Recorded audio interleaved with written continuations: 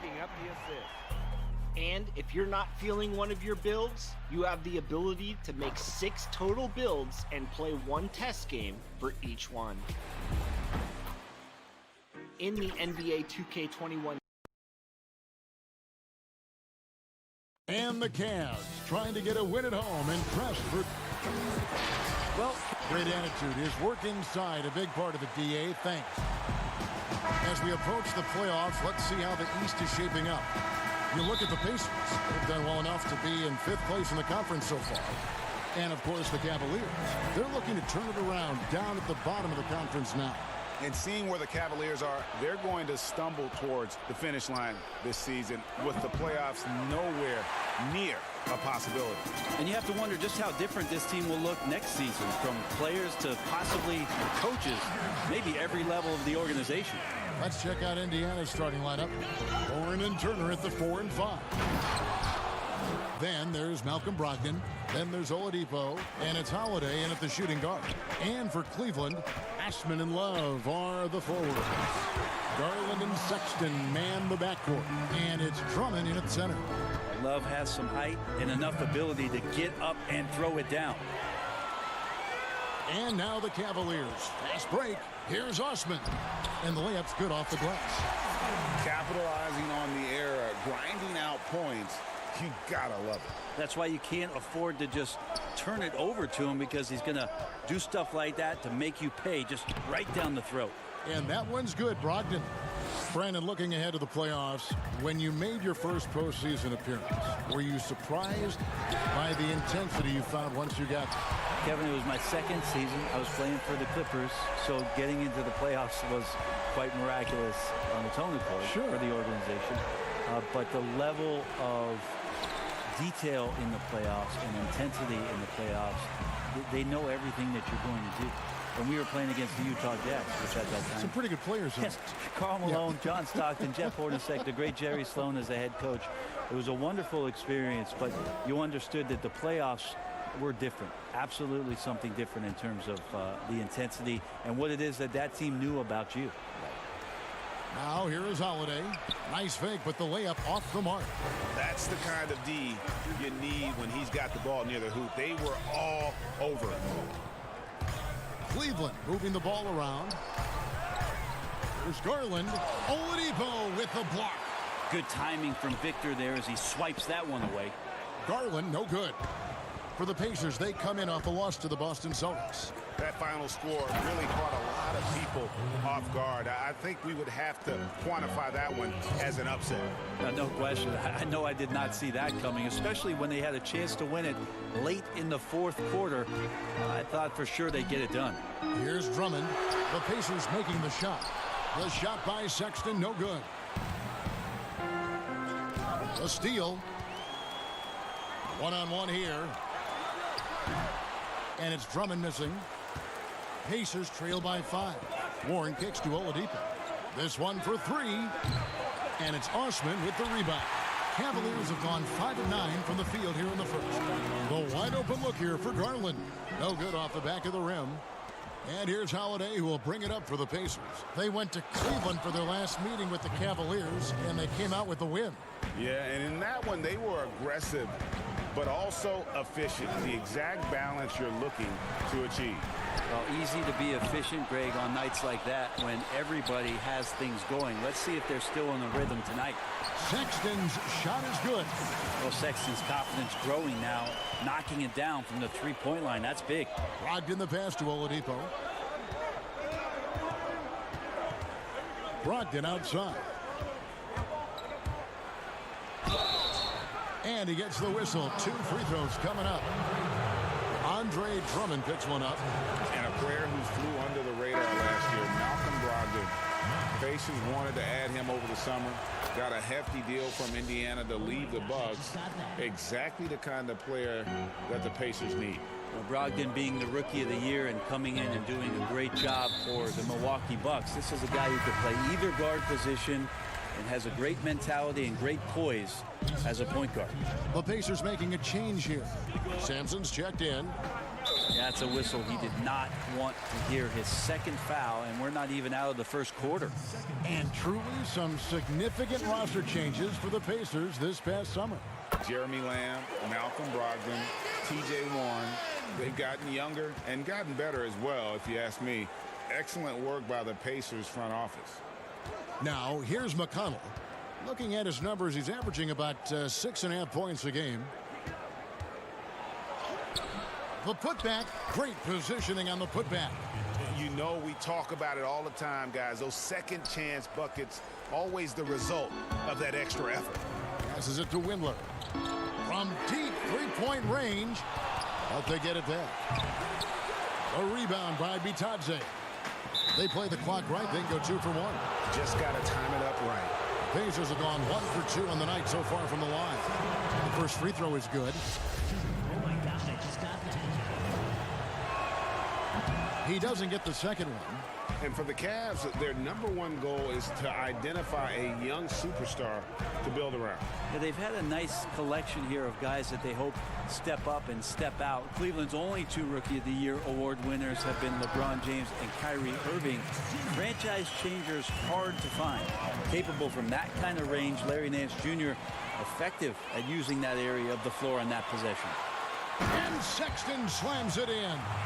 Well, they weren't going to pass up that chance to get out and run following the steal. McConnell scanning the floor. Holiday inside the line, and he gets it to go from the corner. McDermott with the steal. And so it's the Cleveland Cavaliers with their lead standing at 6.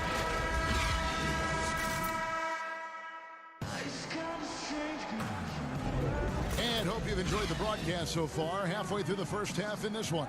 And taking a look at the Cavaliers' performance here, what do you guys see?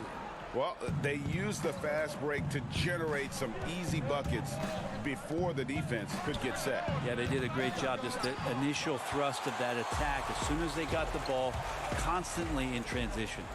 Nance and Johnson are up front. Cohen Sexton is out there with Porter. And it's Windler in at the 3 spot. That's the 5 for Cleveland right now. Here's Sumner.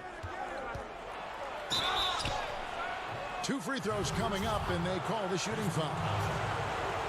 Brent, the league's been trying to clean up some of the physicality that we see, some of the jawing, but there are some players that do a great job of nonetheless getting under an opponent's skin. I don't think, Kevin, over the past couple years, we would deem the NBA as being more physical than at any other time. Would we say that? That's fair. We would never say that. But there are still irritants in the game. And the reason why those guys do that is because that's their competitive advantage.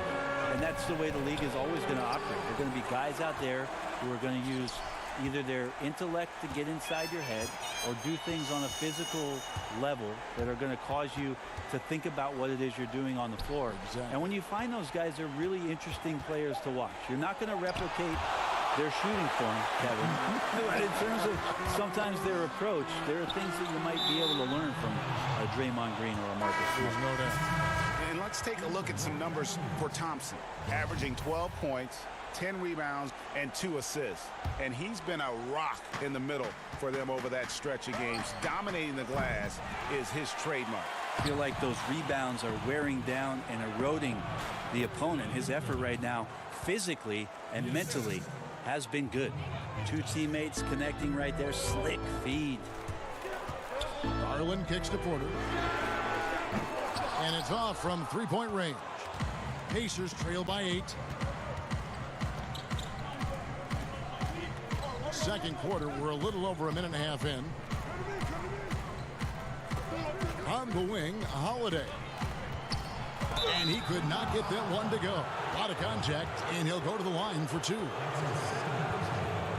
He's getting his first free throw attempt of the night right now.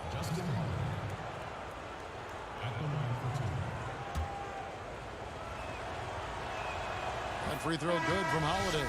Hey, guys, this is the way to stay in the game. They're doing a masterful job from the line.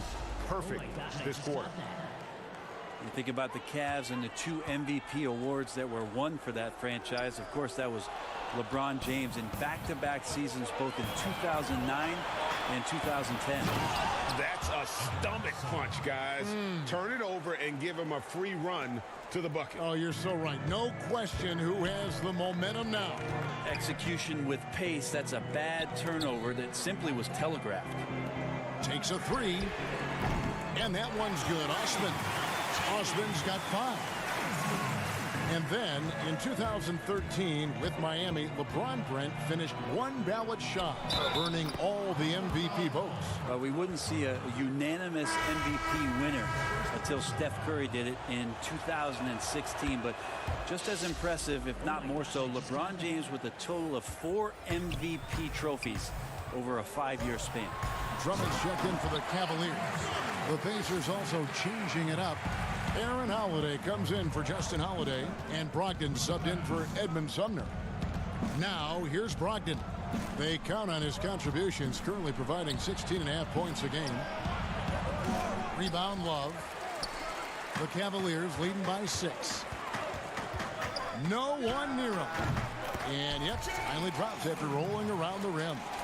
Osman's got 5 points now in the quarter. Here's Oladipo, and 2 free throws coming up, unable to get that one to go with all the contact.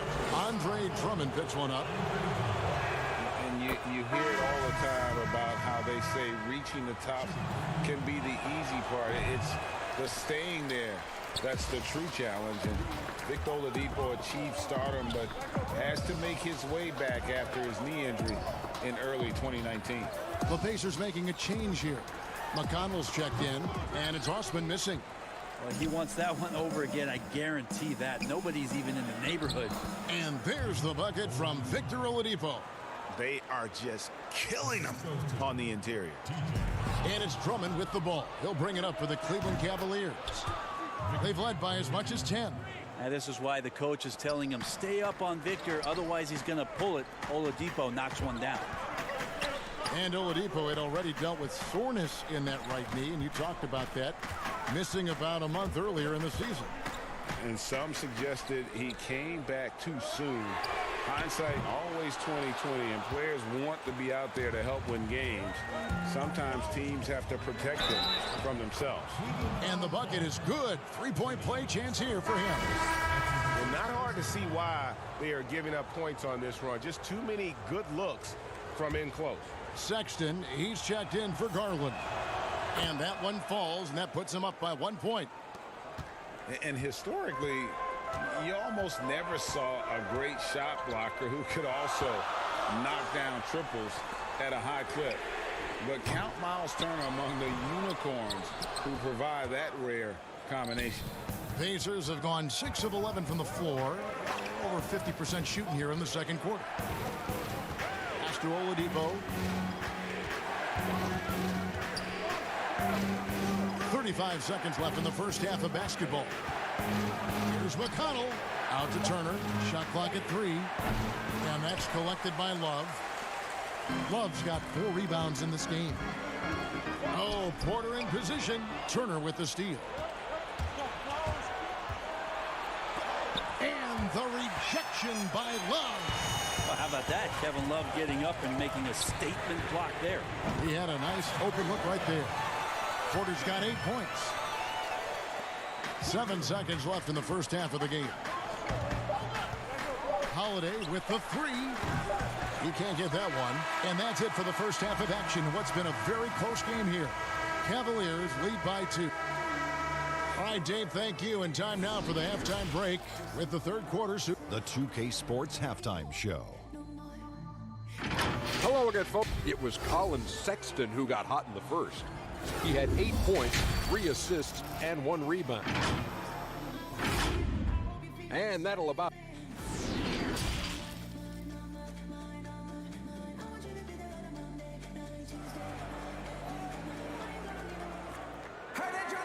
And as we get into this third quarter, as we've seen so far, neither team able to create much separation on the scoreboard yet.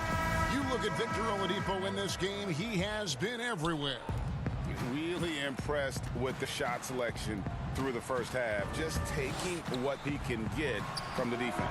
Yeah, I'm thinking back to the first half. I'm wondering, did he take a low percentage shot? Everything efficient. And on the floor for Nate McMillan starting the second half. Warren and Turner at the 4 and 5. Then there's Oladipo. Then there's Malcolm Brogdon. And it's Holiday in at the shooting guard position. Oladipo finds Brogdon. From deep. Andre Drummond grabs the miss. Drummond's got rebound number 7 for him tonight. And it's Osman missing. Not sure how he finds himself in so much space there. He's kicking himself for whiffing a bit on that one. Warren. And he takes it in for the layup off a very nice feed. Warren's got the lead up to 3 now for Indiana. Pass to Drummond. And here in the second half of play, we're just over a minute in. There's Garland. They get the rebound, and it's good. 2 points. And it's 8 points for Andre Drummond. Well, there it is. 0 of 3 to start the half, and finally something finds its way through the net. And Oladipo, here we go. Turner. Good, and it's Oladipo picking up the assist. Turner's got his second basket of the night. You know, officials try to be as objective as possible, Brent. It does sometimes feel like we get superstar calls, correct? I think there's absolutely superstar calls, Kevin, and you know, the purist in me wants the referees to keep it fair, but understanding that the game is entertainment and understanding what it takes to be that level of player, every now and then seeing a guy like James Harden getting a few more free throws or watching Giannis find his way to the line a few more times, I shrug my shoulders and I say, yeah, I actually kind of get it. Yeah, good example. And it's Aaron Holiday with the foul. That is his first foul of the game.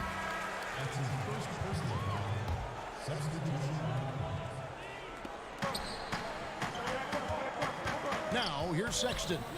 He's got 8. Plenty of daylight on that shot.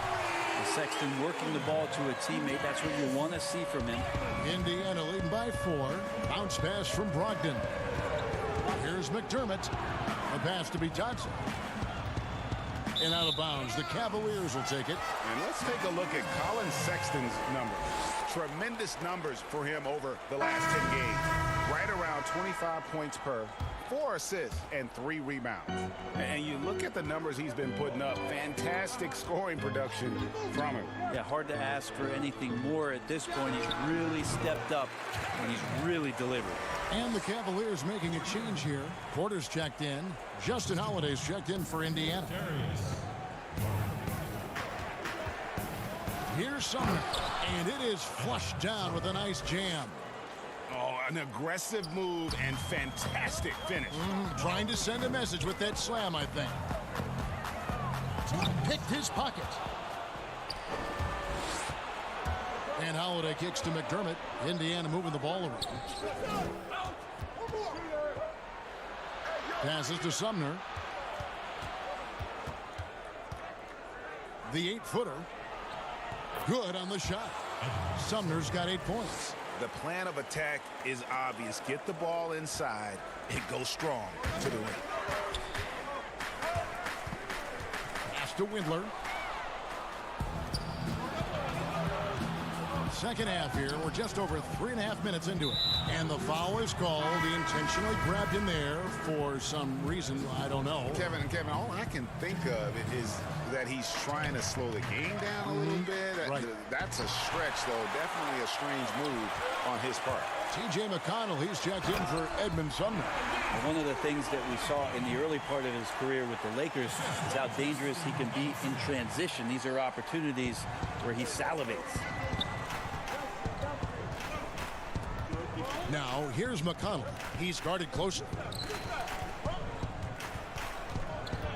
From deep three-point range.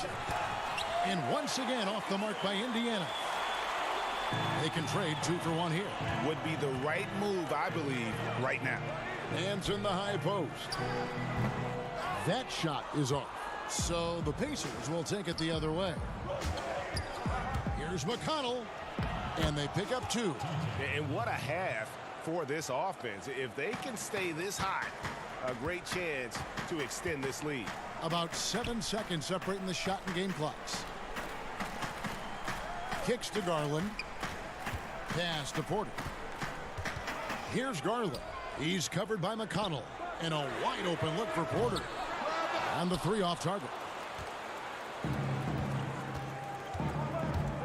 Outside Holiday. Bitadze with the bucket. And now it's an 8-point Pacer lead. Great use of the bounce pass. Thumbs down on that one, Kevin. Tough to defend against. And so it's Indiana in the driver's seat, up 8 points at the end of the quarter. Their shooting has been... And let's listen in on what Nate McMillan had to say to his team. Okay, good patience on your spacing. Fourth quarter of action is upon us. Thanks as always for joining us. And so Sexton will bring it up for the Cavaliers. Osman outside at 3 with Nance down at the power forward spot. Then there's Andre Drummond. Then there's Sexton. And it's Windler in at the 2 guard. So that's who's on the floor for the Cavaliers. He hangs in there and cashes in on the second chance points. Well, Nance can be quick, and this time out-hustles his opponent to the offensive board. McConnell passes to McDermott.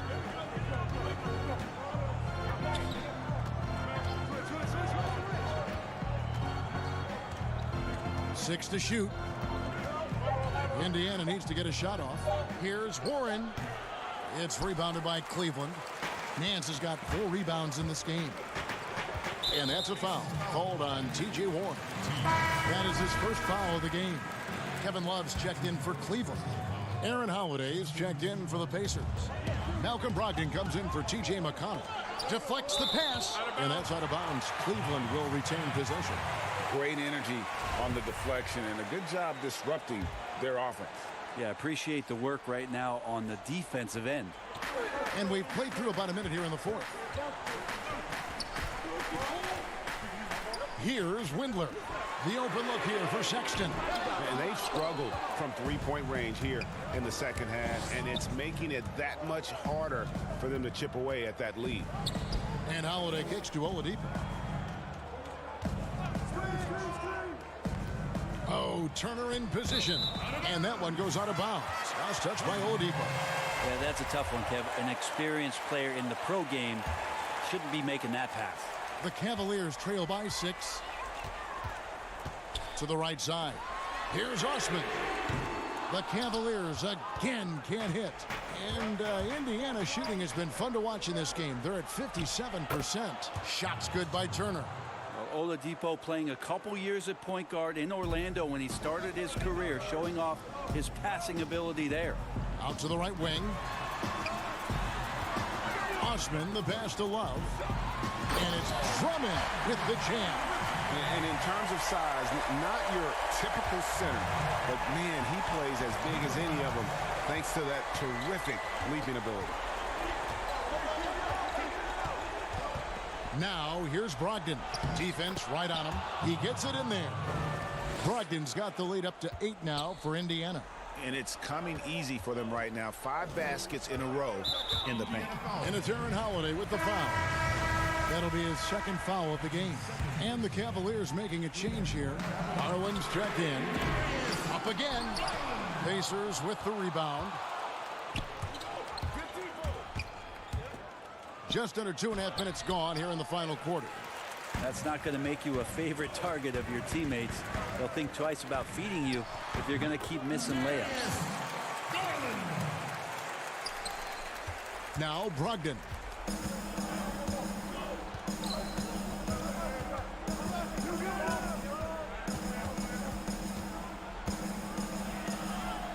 Now the feed to Warren. Oladipo outside. Shot clock at 6. From outside the arc, it's Drummond with the rebound. The Cavaliers trail by 6. Sexton the pass to Drummond.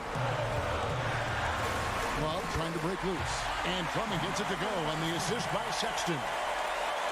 Sexton's got 6 assists in the game. Now here's Here's Brogdon. Guarded close. Turner. Yes, that goes in. Of all the action happening there, Kevin, it's the assist that jumps out to me there. That's just a great look and a great setup for the bucket. The shot. Kept alive. Love kicks to Sexton. Drains it from beyond the arc. Sexton trying to assume the leadership role. What a big hoop there. Now the pass to Oladipo. Warren with the ball.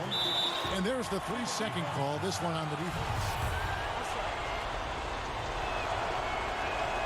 And he shows the focus there. Nails the technical. And I want to think twice before sending him to the line again. He gets locked in when the game gets close. Quarters checked in for Jetty Osman. And out of bounds. The Cavaliers will take it. And what a time to get sloppy. A close game like this, you cannot be getting loose with the ball. Passes it to Sexton. Another three for Cleveland. Sexton with a shining moment here. For Indiana, they've gone 3 of 6 from the field so far in the fourth quarter. Count the basket. That's 7 points for T.J. Warren. T.J. Warren not afraid of that shot. The Cavaliers trail by 3. And 1:01 left in the fourth quarter. And it's going to be out of bounds. The Pacers will take it.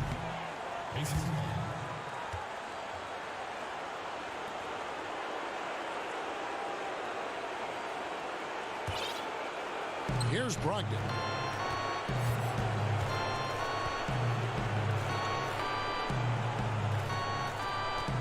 Indiana moving the ball away. Holiday finds Brogdon. And here is Warren. Brogdon outside. Pass to Turner. All sorts of time. And Warren able to finish. And the Pacers lead by 5. Game gets tight. T.J. Warren comes through. And so it's Porter bringing it up now for the Cavaliers. Drummond back to Sexton. With the 10th, and Love with the second chance points. Kevin Love is clutch, and boy, did the team need that. 26 seconds left here in the fourth quarter. They'll be trying to take as much time off the clock as they can. Exactly. Expect to see longer possessions from this point on. Brogdon with it. Guarded now by Sexton. Just 5 to shoot. Outside Holiday. The shot comes out. Timeout called the Cavaliers. They're trailing by 3. 3 seconds left in the fourth quarter of this one.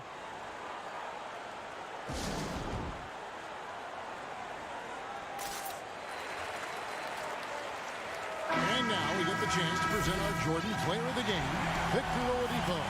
And he's just been crushing it from the field tonight, Kevin. Whether it's been on open looks or with the guy draped all over him, he just hadn't missed much. With his percentage in the sky-high range, they've had no choice but to make him their #1 option on every trip. And the Cavaliers call time here. They trail by 3.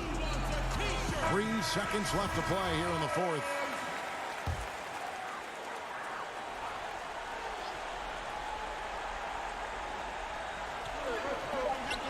To tie it up. Count it! A tremendous 3 to tie it up. Well, and this has been their strategy throughout the fourth period. We'll see how it pans out. It's one thing to have teams shoot a bunch of threes, but with this team being that hot defensively, you got to chase them away from anywhere near that line. And the Pacers call time here.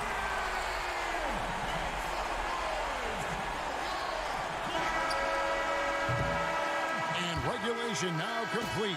We will go to overtime. It's the NBA on 2K.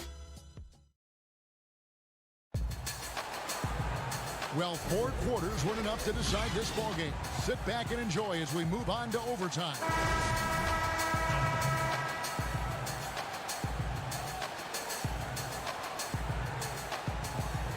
And it's the Cavaliers to start out, and no shortage of excitement here, and we're officially underway in overtime in this game. All fueled up and ready to go to overtime basketball here, brought to us by Gatorade. Let's check out who's on the floor. So on the floor for Cleveland, Garland and Sexton man the backcourt. Glassman and Love are the forwards. And it's Drummond in at the 5 spot. Garland with it. To the paint. Love the pass to Drummond. Shoots over Turner. And the basket is good. And he's got a chance here for one more at the line. Love has a knack for recognizing when a teammate's going to break wide open. Indiana trailing here. Outside Holiday. A 3-ball. Warren. And Warren able to finish. He's a solid rebounder for his position at forward. 6'8". T.J. Warren getting inside and being in the right spot. Garland the pass to Osman. He kicks to Sexton. Takes the 3. The rebound by Brogdon. The Pacers have gone 2 of 3 from the 4 as we've gotten this overtime period underway. Holiday with the 3. Rebound Andre Drummond. Drummond's got 12 rebounds here tonight. Big time effort. Releases from 15. Love with the bucket. And the Cavaliers lead by 1. And Kevin Love, no stranger having the ball when it's tight like this. Terrific at stepping up. Here's Brogdon. That one drops for him. Brogdon steps up, fearless with that one. Garland kicks to Love. We're in overtime and 90 seconds gone here in what has been a great one so far. Good on the 3-point shot. Well, that's a high percentage look when the D doesn't fight over the screen. The coach over there just asking for one simple thing, and that's some effort. Got burned on that one. And Turner stays with it. Just in a perfect position to grab that rebound and then get the putback. Garland dishes to Sexton for 3. The rebound by Turner. Turner's got 9 rebounds in the game, getting it done. And here's Brogdon from the arc. Hits the 3-point bomb. Now it's a 3-point Pacer lead. Wow, Brogdon with a huge shot for his team. Sexton the pass to Garland. And it's Aaron Holiday with the foul. And that'll be his 3rd foul so far. Victor Oladipo, he's checked in for Doug McDermott. Goes up off the inbound. It falls! And what a sensational bucket to bring them within 1. Oh, the nerves on this guy. Not backing down from this moment here. When the game is close, he kicks it up a notch. Oladipo for 3. And so it looks like the Pacers will retain possession here. Here's Brogdon. Hits it despite the hand. Great. And here we go. A coach's challenge has been initiated. We'll have to now review the personal foul in question. And this is the time now where the officials can review in closer detail what constituted the original personal foul. Getting a different angle can sometimes make it a lot easier to determine. Greg, indeed, and the one thing with replay review is that when you see the slow motion replays, you really get a new appreciation for just the immense speed at which these players are moving at, and how fast the action really is, and how hard it can be sometimes, you know, Greg, to make the right call. And the announcement on the review is that the foul was called in error. So they have determined, Greg, to overrule the original call. And guys, this is what it's all about, getting the call right. And I think in this case, the video review showed that while it was a tough call to make on the floor, they got it right with the review. Well, Sexton has the kind of ability out there where he's shifty and fast and strong, can make some exciting plays happen for his team. And here is Brogdon.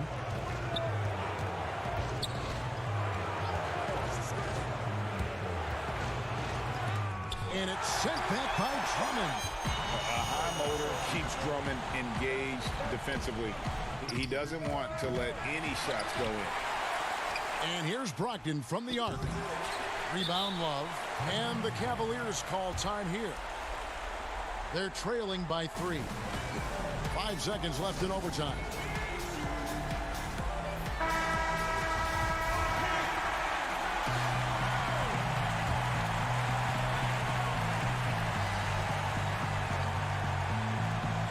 And no secret here, guys. They've got to get a 3 if we're going to get yet another overtime.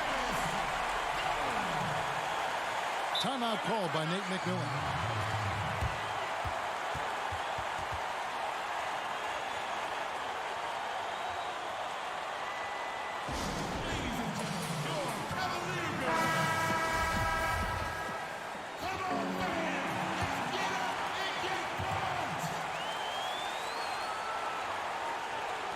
Here's Holiday. No good. And so we are tied again at the end of overtime. Now we're headed to overtime number 2.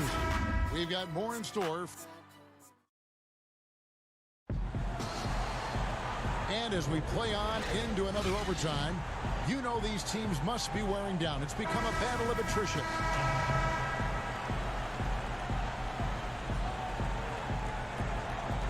And it's the Cavaliers with the ball. Oladipo against Porter. Here's Turner. That one is good again. He's 6 for 8 from the floor with the basket. I mean, already hot coming into the game. Is it fair to say he's hotter? The Cavaliers trailing. Now, here's Garland. Pass to Sexton. Fires from deep. Buries it from 3-point range. Sexton's got 20 points. Yeah, these defenders had better start closing down on shooters. Outside Holiday. For 3, Brogdon. That one's not going to go. And it's Thompson with the ball. He'll bring it up for the Cavaliers. They've led by as much as 10. Here's Turner. Sexton grabs the board. One thing we've seen from these guys is excellent passing. No doubt about it. It's fun to watch the way they're operating as a team right now. They are all in sync. Garland with the bucket. And won't find many more games as entertaining as this one. No, this is about as high octane a game as you're going to find. Oladipo right side.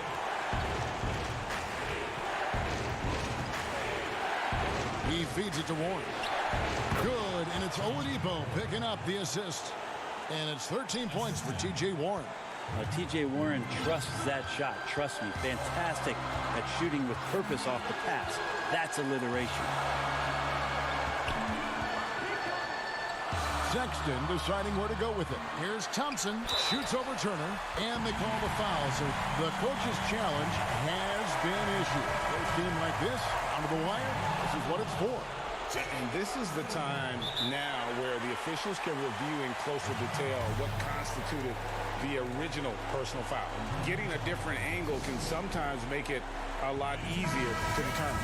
Greg, indeed, and the one thing with replay review is that when you see the slow motion replay, you really get a new appreciation for just the immense speed at which these players are moving and how fast the action really is and how hard it can be sometimes, you know, Greg, to make the right call. And so the word is in. They've decided that the call stands as it was made on the floor. And, you know, even if a coach still feels this wasn't the right call, you got to acknowledge the effort being put in to reviewing it. The double checking, and the game continues on. Cleveland leading by 3. Here's Garland.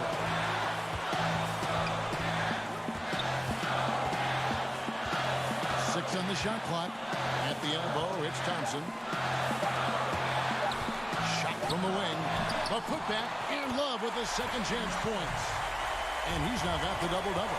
11 points and 12 rebounds. Yeah, when you give up these second chance opportunities, I don't know what you expect. Kevin Love is going to find a way to get in there and make something good happen. Now, Garland.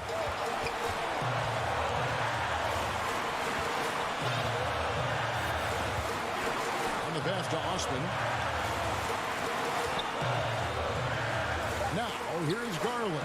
He's guarded by Brogdon. Shoots over Warren. The putback, and there's Thompson putting it right back in.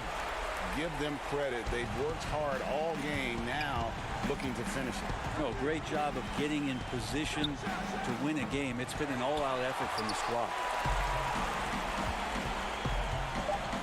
Sexton finds Love. So it's a narrow win for the Cavaliers, pulling it out. The double overtime game can really take its toll on the play. All right, David, great job. Thanks so much. And that's going to do it tonight, folks, for our broadcast.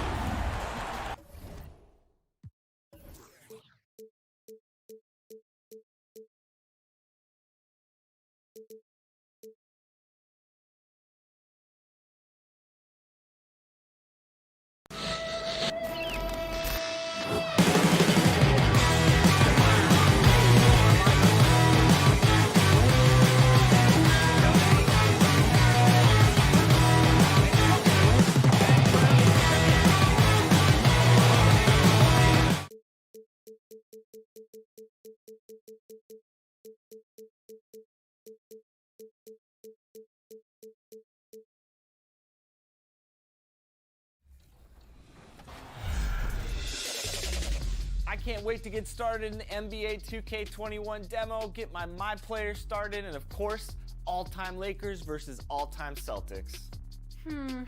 Just out of curiosity, Chris, who has more championship rings?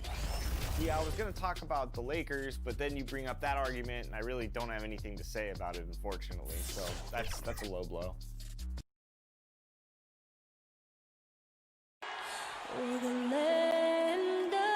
It's the 2K Sports pregame show.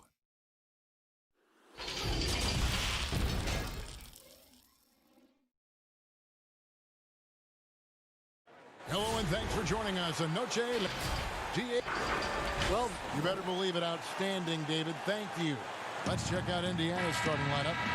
Warren and Turner at the 4 and 5. Then there's Malcolm Brogdon. Then there's Victor Oladipo. And it's Holiday in at the shooting guard. And for Chicago, White and Levine team up in the backcourt. Porter and Markkanen, the duo at forward. And it's Carter in at center. And it's Aaron Holiday with the foul. That's his first foul.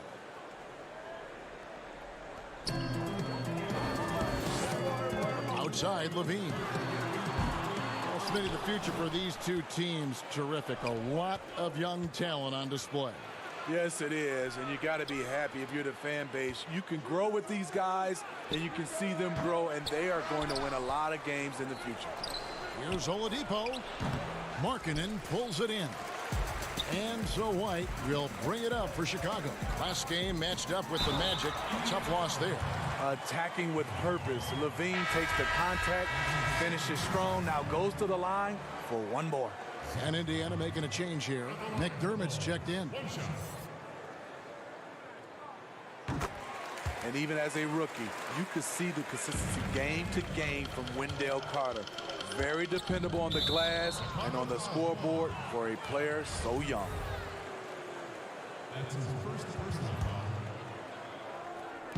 Oladipo for 3, and the whistle blows, and it's going to be an over-the-back call here. Sometimes it's just better to concede a rebound instead of fighting through the guy and getting called for over the back. I will say I like the aggressiveness, but you hurt your team making poor decisions, and that was one of them. Tremendous effort getting the steal, then getting the ball up the court. You know what? We see this time and time again. Turnovers lead to a break, and then points at the other end. Yeah, just solid work on the back end of that play. Yep, you're right. Finished hard with 2 hands on that stuff. And with Carter, he's only going to get better over the year. The upside is easy to see. He always finds ways to contribute to this team. Not sure if he'll be a star, but he'll be a rock on the offense and defensive end for a long time. The Pacers shooting their first free throws of the game. And so he's able to get 1 of 2. For Chicago, they've gone 2 of 3 here to start out the game. And it's sent back by Carter.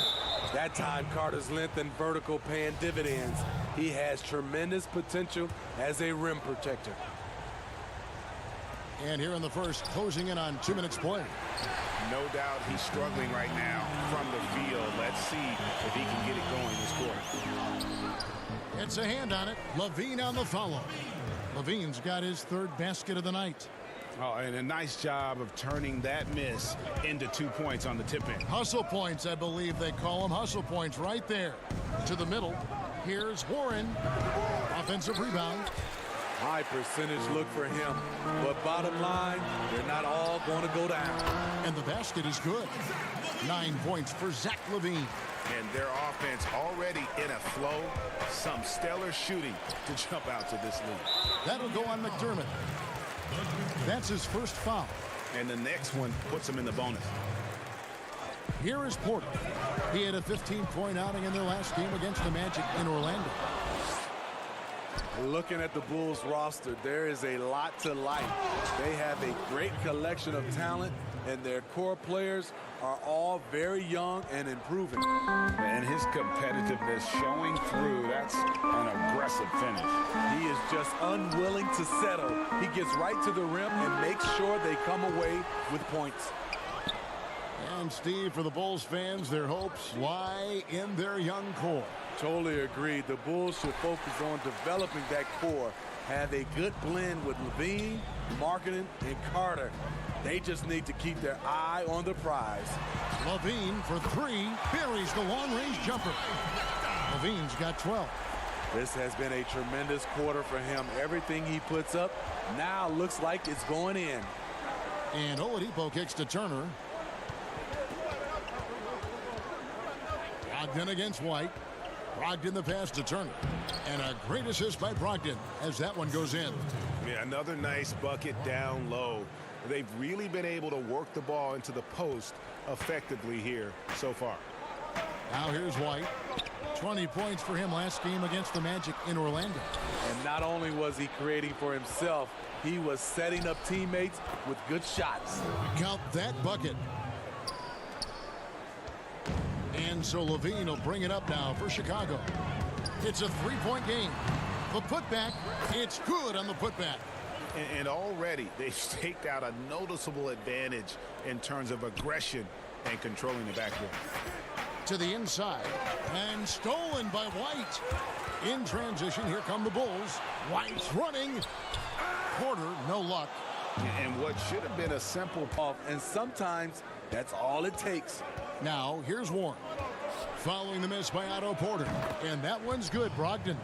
And guarding him on the perimeter isn't a priority for them right now, but if this continues, it will be. Chicago's gone 1 of 3 from beyond the arc so far in the game. Outside, White. For the three. The rebound by Turner. Turner's got his 4th rebound in this one. And Oladipo has it in the corner. That's tipped and stolen by White. Here's Levine. And Levine throws it down. When they go up-tempo and push the action, they are speaking Zach LaVine's language. Oladipo right side. Fires for three. No shortage of scoring here at the end of the first. 9 times out of 10, he gon'. Welcome back, everyone, to the second quarter of play here on Noche Latina. Volanos. And before we move on, what do you guys think about what we've seen so far from the Bulls? Way to set the table. Offensively, they dominated on the interior. They came in looking to attack from the get-go, willing to be physical and setting the tone. And now, brought to you by Gatorade, all fueled up and ready to go. Let's reset our lineups. Taking a look at the Bulls. Thomas Satoransky is out there with Dunn. Then it's Young, and it's Hutchinson in at the 3. Young on the follow. The uncanny ability to time the tip in. He does this night in and night out. Pass to McConnell. The kick out to Holiday, and it's going to be out of bounds. The Bulls will take it. Let's take a look at the teams that have done a great job of converting turnovers into points since the All-Star break. Number 1, the Bulls. And since the break, we've seen them ambush their opponents with that attacking brand of defense. And boy, have they reaped the rewards offensively. Now, here's Satoransky. He gives the team some steady offense, a bit under 10 points a game. Good D by Holiday. And typically he has the touch to finish when he's in tight, but not sure on that possession. Starter in this league for almost a decade. Thaddeus Young's numbers, Greg, won't blow you away. So what is it that makes him a winning player? I think it starts with his defense, Kevin. Drawing charges and getting deflections. His quickness puts him in a position to make those effort plays. Now, here's Dunn. Still getting warmed up offensively. No scoring yet from him. Stolen away. And here in the second with about a minute and a half gone by. McConnell finds Holiday. Here's Bitadze. Back to Holiday. Pass to Sampson. It's good. And he makes his first shot of the game. Strong move at the rim. The defender was just a tad bit late in contesting. Hutchison uses the glass to finish the layup. I mean, the number of points they've scored in the paint already here is eye-opening. Bounce pass from McConnell. The pass to Holiday. Back to McConnell. 5 to shoot. The wide open look here for Holiday. Gets an open look and hits. Holiday's got his first basket. Maybe not the most dynamic player off the dribble, but Justin looks good when he's being fed. All right, let's catch up with our sideline reporter, David Aldridge. Well, Kevin, there's not a lot of NBA players who come from Finland. Now there's Lauri Markkanen. Before him, there was Hanno Matala, who was actually Lauri's high school coach. Markkanen is soft-spoken and family-focused, but he says everything starts from basketball. All the decisions I make are based on if it helps me on the basketball court. Kevin? Terrific attitude. David, thanks. Players out there are either loved or hated by the fans. There's no in-between, Smitty. But when you take a look at divisive players in the league, who pops into your head? Draymond Green, Russell Westbrook, LeBron James. There's some people who love him, and there's some people that hate him. Sure. Joel Embiid is starting to creep into that conversation. Those are some of the guys some people love him and some people hate him. Matching baskets from the perimeter, an earmark of today's game. Hey, players love competition, and the fans love it as well. And the shot is good. The Chicago lead has been cut down to just 2 points with the bucket from Holiday. The Bulls have gone 4 of 6 from the field here in the second. Dunn left side. And the Bulls tack on 2 more. I just love how Chris Dunn can change gears, quick off the screen, and then finishing the play. And the call will be against Thaddeus Young. That is his first foul of the game. Denzel Valentine, he's checked in for Chicago. Harrison comes in for Chris Dunn. Edmund Sumner's checked in for Indiana. The shot, no good. And in Chicago the other way. Home court didn't seem to help any last time they met. We'll see if it makes a difference this time. And their last time playing this club, foul trouble became a big problem for them. Their starters had to take an early stint on the bench. You know what? That's unfair to the bench to expect them to pick up all of the slack. They need to stay away from slapping and reaching. The kick out to Young. Good ball movement here by the Bulls. 3 seconds separate the shot clock and game clock. And here we go. Sumner's shot is off.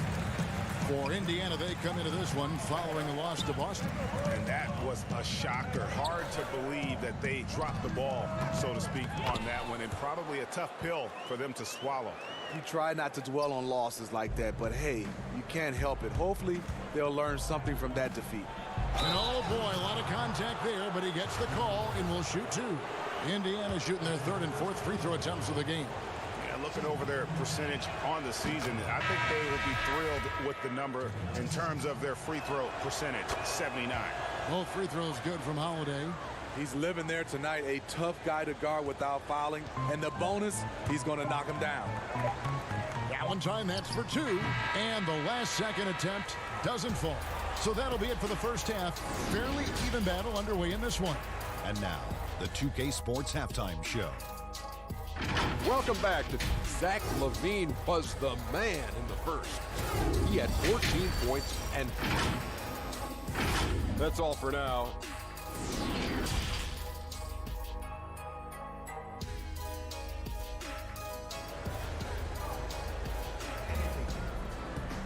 And if you're just joining us, we've played through the first half in a game that's been fairly even so far. You look at Zach LaVine, he's really been playing well. The burst he's had when going at the rim has been fantastic. A lot of strong finishes through 2 quarters. His activity level has made an impact, and he is fearless. On the court for Indiana. Warren and Turner at the 4 and 5. Then there's Oladipo.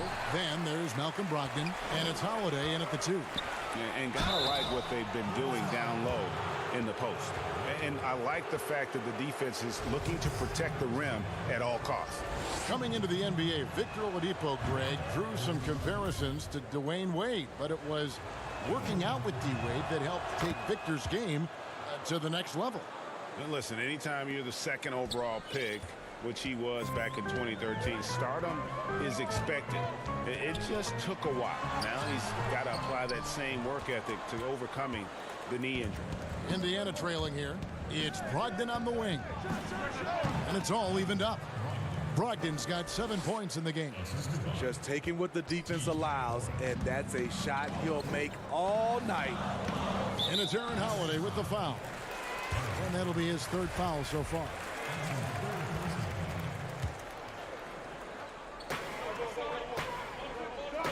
Al Levine. He's got 14. On the wing, Porter. That's good, and it's Levine with the assist.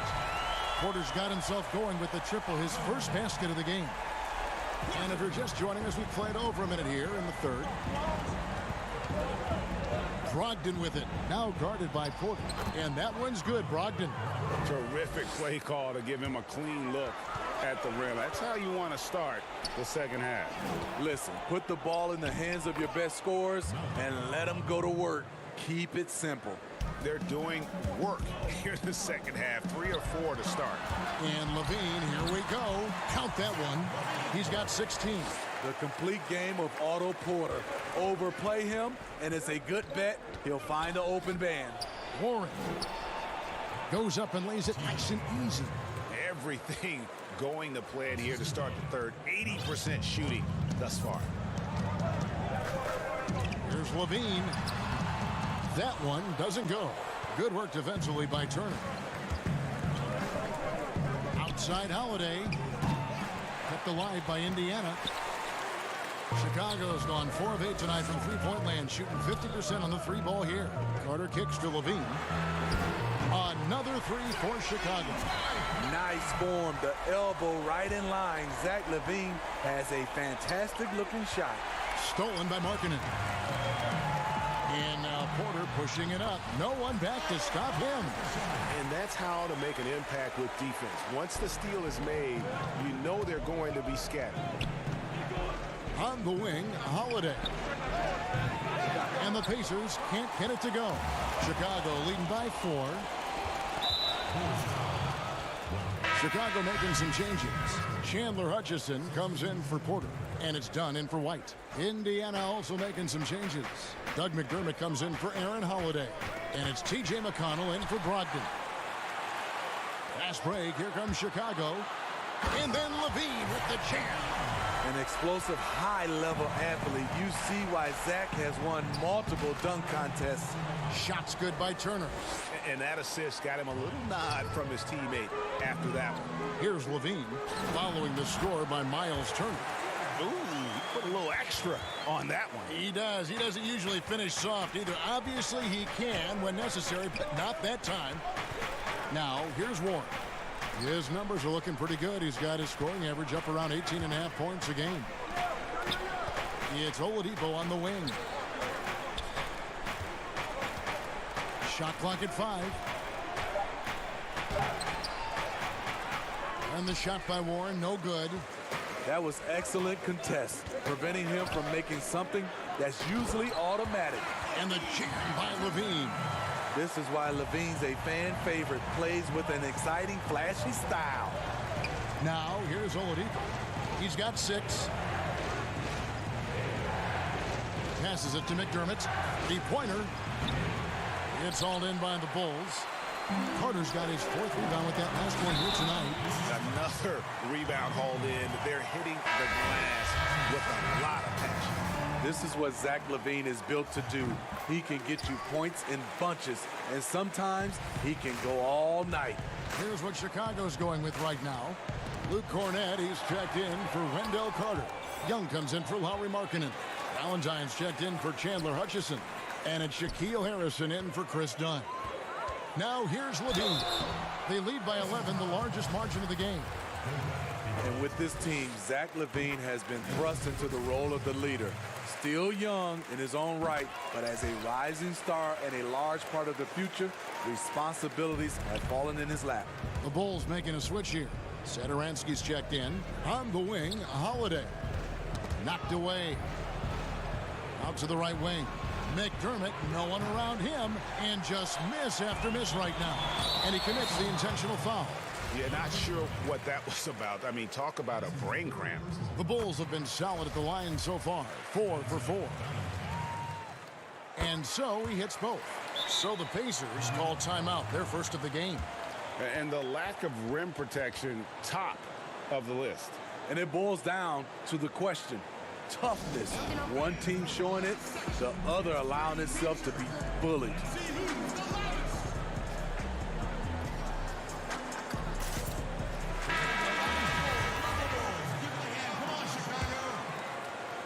.23 seconds left in the third quarter of the game. Holiday up top. Pass to Sumner. Right wing. To the left wing. Stolen by Satoransky. Here's Young. And it's Young finishing it off. Offensively, defensively, they are in total control. This has been an impressive performance tonight. Even with a big lead, they maintain their focus. And so it's the Chicago. And let's go back to a terrific pass that we're calling tonight our State Farm assist of the game. And how about the big fella here showing us he's got some point guard skill here with the tremendous setup. Let me tell you, when you can run offense through your bigs, you give the defense just another thing it has to try and take away. And as we head into the fourth, we'll see if there's a comeback in the works or if it's more of the same from the first three quarters. Young is up there with Valentine. Then there's Thomas Satoransky. Then it's Zach Levine, and it's Harrison in at the 2 spot. So that's the 5 in the game for Chicago. To the left side wing. There's Bitadze. No good from outside. The edge on the glass is the difference. It's allowed them to build this lead. And Young with the stuff. Clearly, he's one of the best there is in the business when it comes to making that lead pass. Over to the left wing. Stolen by Levine. Pass break. Here comes Chicago. Finished off the break. Satoransky's got his first bucket in this one. In the flick of a switch, going from defense to offense. That was great anticipation on the steal. A gamble that paid off. And now Young running the floor all by himself. What I like here, even with the big lead, they continue to execute their offense. They've taken nothing for granted. You can see they're playing the moment rather than the score. You know, Smitty, NBA referees, officials now have a presence on social media that's aiming at educating fans on calls and why they're made. Yes, and I love it, Kevin, if you have these demos and talk about plays and games and situations that you're educating fans. It's just that fans look at it when these referees, who are human, miss calls, and then they want to re-show these plays that they missed. You still got to understand they're human and they're going to miss some calls. Well said, Steve. Kicks it to Holiday. Outside Turner. Pass to Bitadze. And Holiday has it in the corner. Shot clock at 6. Young with the steal. Here's Satoransky, and he makes no mistake on the slam dunk. He takes advantage of them in every way possible. And Greg, he lures them into a trap on the steal, and then bang, straight to the bucket. Great activity at both ends. Great teamwork as well. Catching up on the changes for Chicago. Wendell Carter, he's checked in for Young. Otto Porter Jr. comes in for Levine, and it's White in for Satoransky. There's just an ease to Porter's game, even on an explosive play like that. Turner dishes to McDermott. That falls. Nice feed that time from Turner. Turner's got 3 assists now in this one. Inside, Carter. Terrific assist, a nice finish. Solid play all around. And a solid playmaker, White has a great sense for when he should look to give it up. Here's McDermott. Makes it off the glass. McDermott's got 6 here in this quarter. Not just selling for something along the perimeter. Excellent job. Turner against Carter. Offline with the baseline jumper. And so Holiday will bring it up for the Pacers. And there's the pass to Sumner over Valentine. Porter pulls it in. And well, he's going to have some explaining to do on the sideline about why he took that shot. Low percentage chance. If it's not there, give up the rock. Trust your teammates.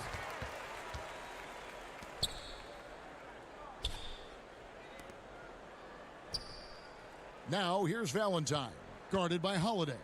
White the pass to Valentine. Outside White. Porter kicks to Valentine. Down to 5 on the shot clock. Here's Carter. It's rebounded by Indiana. 1:05 left in the fourth quarter. And one team is just completely outclassing the other tonight. Spirited performance, and it really ignited what is turning out to be a monster win here for the Bulls. This was a team performing to its fullest capability. A hugely satisfying win. A game that not many will soon forget. And on the other side, one that I think most will try to forget. And you can mark this one down in the W column. It'll mark their 23rd of the season. And you know, looking back at all the contributions tonight, it was a really phenomenal all-around game for Zach LaVine. He was extremely efficient offensively, got good looks, and really knocked down big shots all game long. Porter passes to Valentine. From the arc. The rebound by Turner. On the wing, Holiday. Fires the three. Count it. And so Chicago takes this one, and by a big margin. They poured it on tonight. Dominant showing. And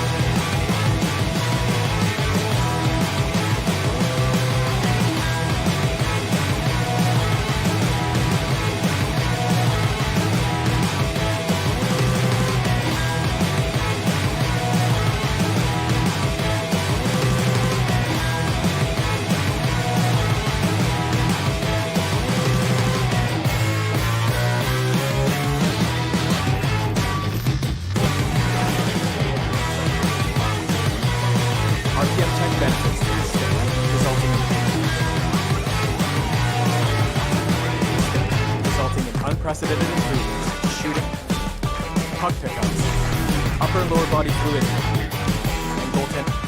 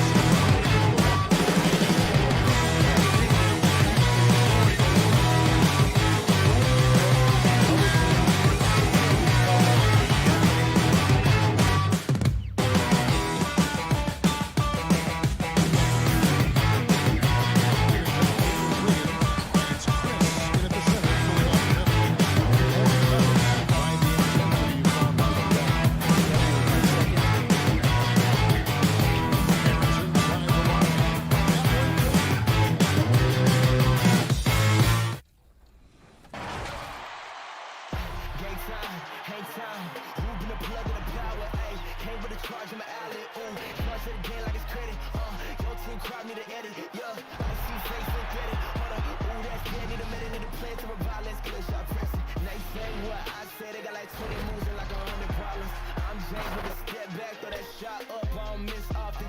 No look, I had to boss up, get a post up when it's OT, when I'm home. The Pacers looking like they could walk straight off the bus, and as they, well, tremendous athleticism. Thanks, D.A. Let's check out Indiana's starting lineup. Warren and Turner at the 4 and 5. Then there's Malcolm Brogdon. Then there's Oladipo, and it's Holiday in at the 2. And for Orlando, at the 4 and the 5, we have Gordon and Vucevic. Augustine and Fournier are the backcourt tandem. And it's Ennis in at the small forward position. Conference rivals in this one, Doris. A regular season game that will likely have that postseason feel. And we are the beneficiaries of what could be a playoff preview. You never know, obviously, how things are going to shake out in terms of seeding.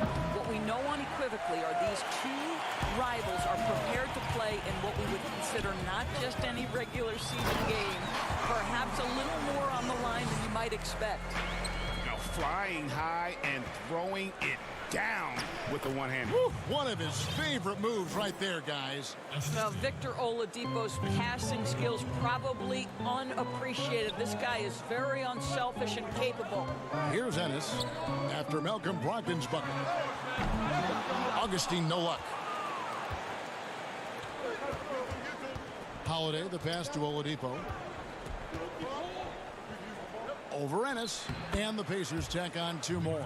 How about the confidence from the 6'4" guard, Victor Oladipo, aggressive, close to the cup. Drills it from outside. Oladipo's got 5 points so far. And early on, they've been nearly perfect from the floor. Just the one miss here on their first 5 attempts. Vucevic gets double teamed. Here's Gordon, and it's sent back by Turner.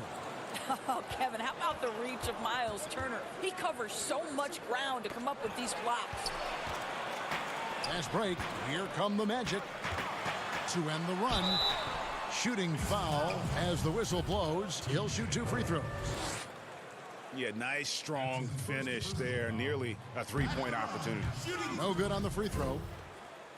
And one of the more transcendent athletes in the game. Aaron Gordon still has some untapped potential. He could make a big leap. It's tipped. The pass to Augustine. From downtown, and the 3 ball is good. DJ Augustine has turned himself into a feared 3-point threat. Beautiful.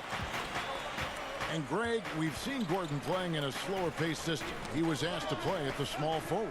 Not ideal, Kevin. He's better off as a small ball power forward, getting out in the lane and using those springs to rise over the D. Fournier into the lane, and the layup falls. Well, exceptional at giving you that extra burst necessary on the drive. That's pretty. Left side, Warren. Over Gordon. And Warren with the basket on the assist by Turner. And they've scored several times already here in the first quarter on the inside. And Augustine kicks to Fournier. Back to Augustine. And again, it's Orlando with the 3. What a pretty looking catch and shoot situation. DJ Augustine. Brogdon the pass to Warren. Lays it up off the glass. Pretty much all of their buckets coming from inside the paint now. There's 1:40 left in the first quarter. Here's Fournier, and he slams it one-handed. Boy, this guy's a gifted athlete, so if Evan Fournier gets that deep a post position, look out. Outside Holiday, back to Oladipo. And it's going to be out of bounds. The Magic will take it. And a moment here to see the numbers for Fournier. He's averaging about 19 points per, 3 assists, and 2 rebounds.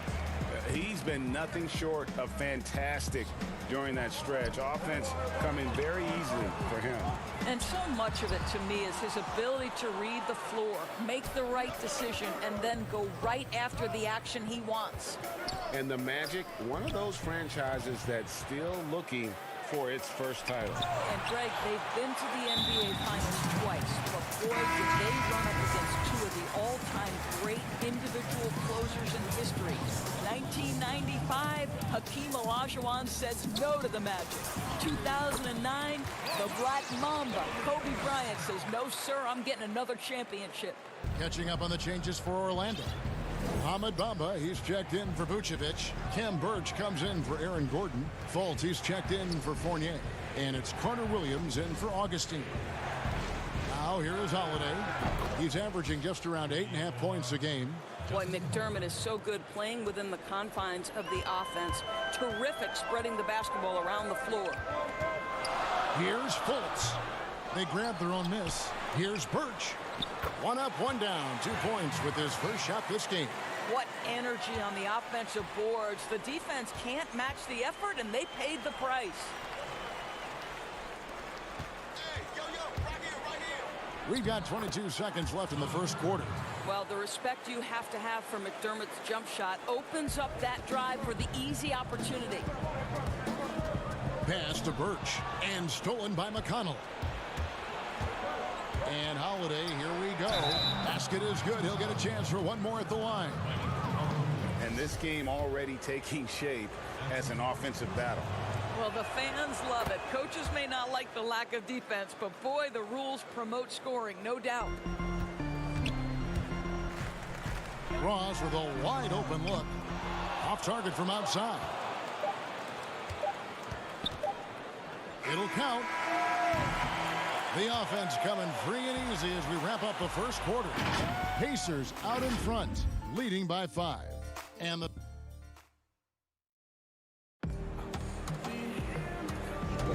welcome back, everyone. It's Noche Latina in the NBA as we resume action. And let's quickly break down the game, guys, we have seen from Indiana. What do you think? Playing inside out in that first quarter led to some high percentage shots in the paint. It is great when you can get that established early, because to me it opens up every other aspect of your game. On the court for the Pacers as our second quarter gets underway. We've got T.J. McConnell, and it's McDermott in at power forward. And keeping us updated from the sideline, let's swing it over to David Aldridge. Well, for Nick Vucevic, there was some great first last season. His son Philip was born in December. And then Dad made his first All-Star appearance. Nick is from a basketball family. He said, "I'll enjoy telling my son the stories, like my dad did with me. We'll see if he likes the game of basketball." I think he will. Kevin? LDA, it's certainly in his genes. Thanks for that report. Bounce pass from McConnell. Pass to Holiday. Back to McConnell. And we've played through the first minute here in the second. Indiana moving the ball around. Stolen by Bamba. Here's Birch. He's covered by McConnell. Here's Bamba. Banked in off the glass. Those defenders just look a little bit gassed. I mean, they're getting pushed around on that low block. Bitadze with the bucket. And that's the kind of lead pass we've come to expect from him. The Magic trail by 3. Pass to Birch. Carter Williams kicks to Ross. Fultz the pass to Bamba. Outside for Carter Williams. And they're unable to get the tying basket there. There's the dish to McDermott. A shot by Holiday. Nobody around. And again, it's the Pacers from deep. Doris, great scoring is often reliant upon great footwork. And we hear coaches, don't we, talk about that all the time? We really do, Kev. You look at a guy like Kyrie Irving, who at the point guard position is one of the great scorers. He's a clutch shooter. He doesn't go to the free throw line a lot, and because he's so elusive, can finish left and right, puts a lot of English on his shots. DeMar DeRozan gets separation with incredible footwork, and maybe the best in the league right now in terms of his footwork. That tap dancing James Harden, which is just nearly impossible to check. I love those names, and you're so right. And it's fun to watch. What a skill. Warren kicks to Brogdon. Clock at 6. And the pass to Sumner. And a great assist by Brogdon as that one goes in. Sumner's got the lead up to 7 now for the Pacers. Here's Augustine bringing it up now for the Magic. The Pacers beat them last time when these two teams met in Indiana. Yeah, and looking back at their last game against this club, they were badly out-rebounded. Well, Evan Fournier is a fundamentally sound player, and if his teammates are open, he will deliver the rock. And they keep hammering away at him inside, forcing the ball into the paint. Vucevic trying to get open. The shot's good from Fournier. Fournier's got 6. They should continue to get the ball inside. The defense struggling to contain them. For 3, Brogdon. That shot off. The Magic go the other way with it, and the foul on Miles Turner. That's his first foul. Ennis, he's checked in for Orlando. In Indiana with a change here, too. Aaron Holiday is checked in for Malcolm Brogdon. Down low, Turner with the steal. Holiday against Augustine. And Sumner gets it to go. You know, you have to use the bounce pass in that instance to make the catch easier. 1:12 left to play here in the second quarter. Shot by Ennis. Nobody around. Vucevic, the putback, and the second chance effort by Gordon. Something that's kept this game close is the fact that the rebound stats for both teams are almost identical. Back to Turner. It's stolen by Ennis. Here's Augustine in the hoop for his third make from the field. He's 3 for 4 thus far in the contest. Well, we've seen that movie a few times, haven't we? An easy bucket in the paint. Warren finds Oladipo. Back to Warren. Stolen by Gordon.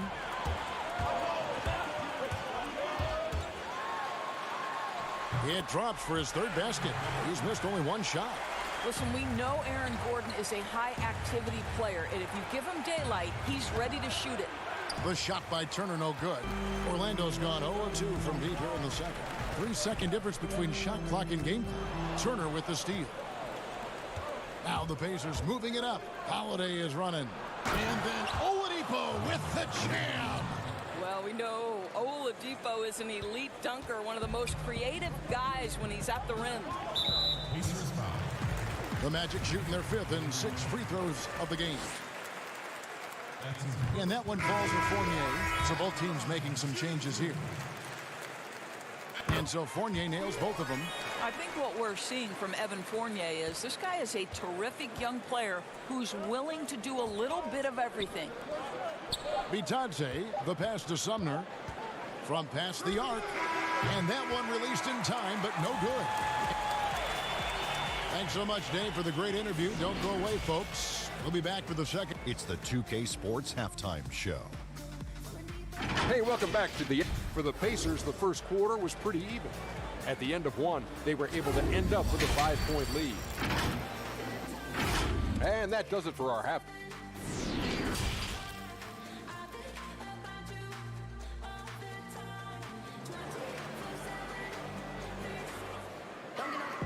And we've got second half action for you. Thus far, a pretty evenly contested game.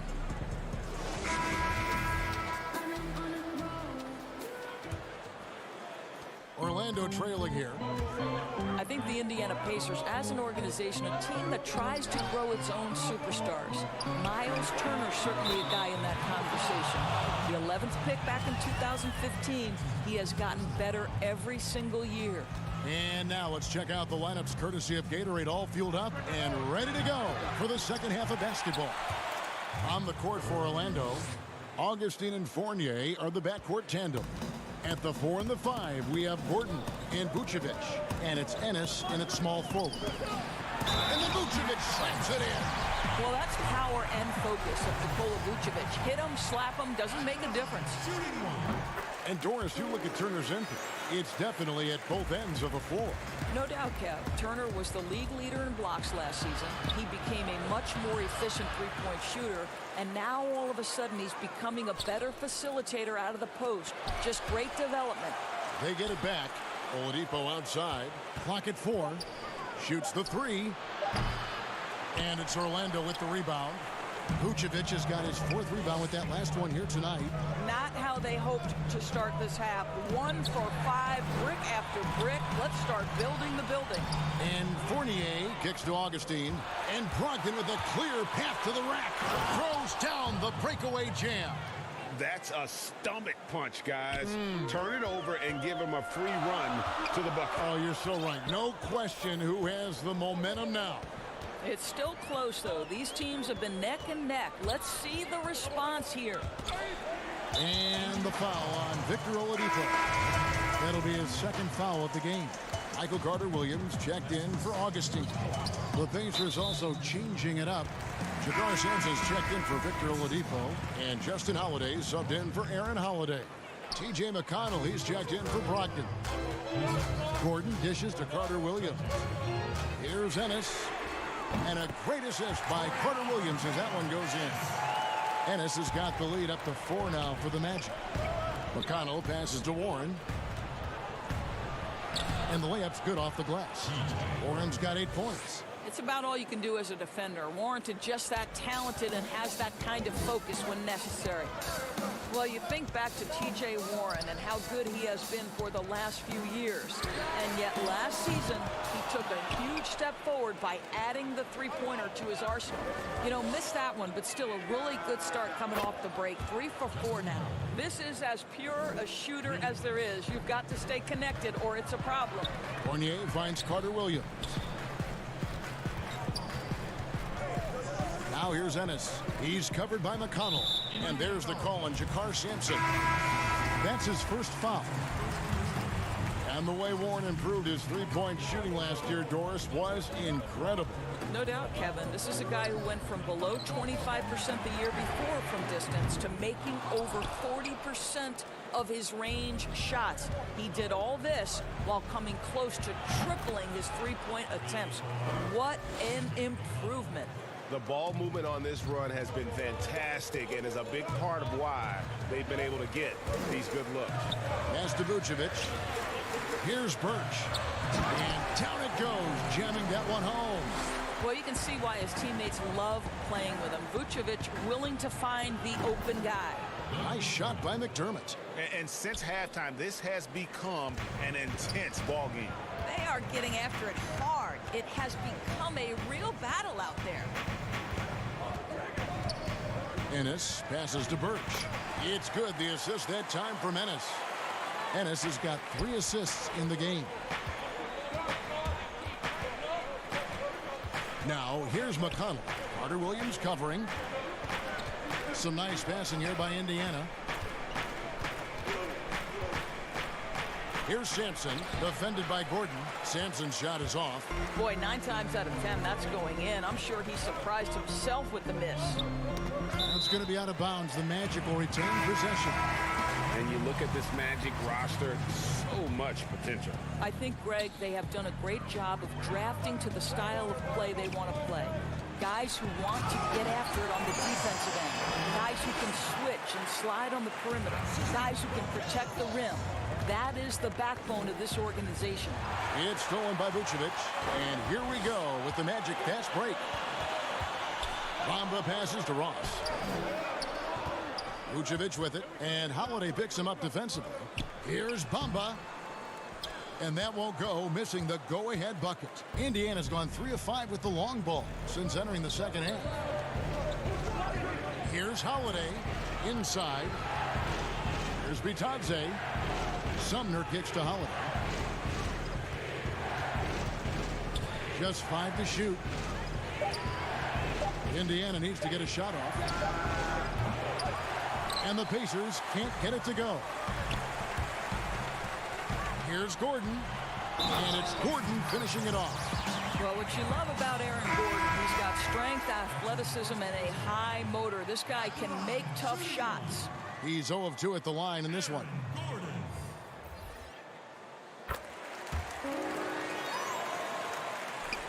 There's 18 seconds left in the third. Here's Brogdon. They count on his contributions, currently providing 16.5 points a game.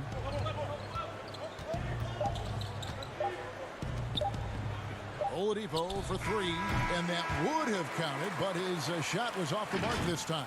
And as we conclude the third quarter, what a game neither. And let's take now this moment to bring up our State Farm assist of the game.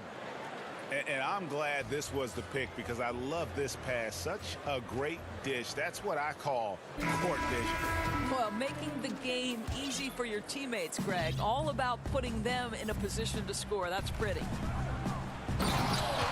Well, what a terrific game it's been so far, with this fourth quarter sure to bring more pressure-packed basketball. And a look at the five for the Pacers to start the fourth quarter.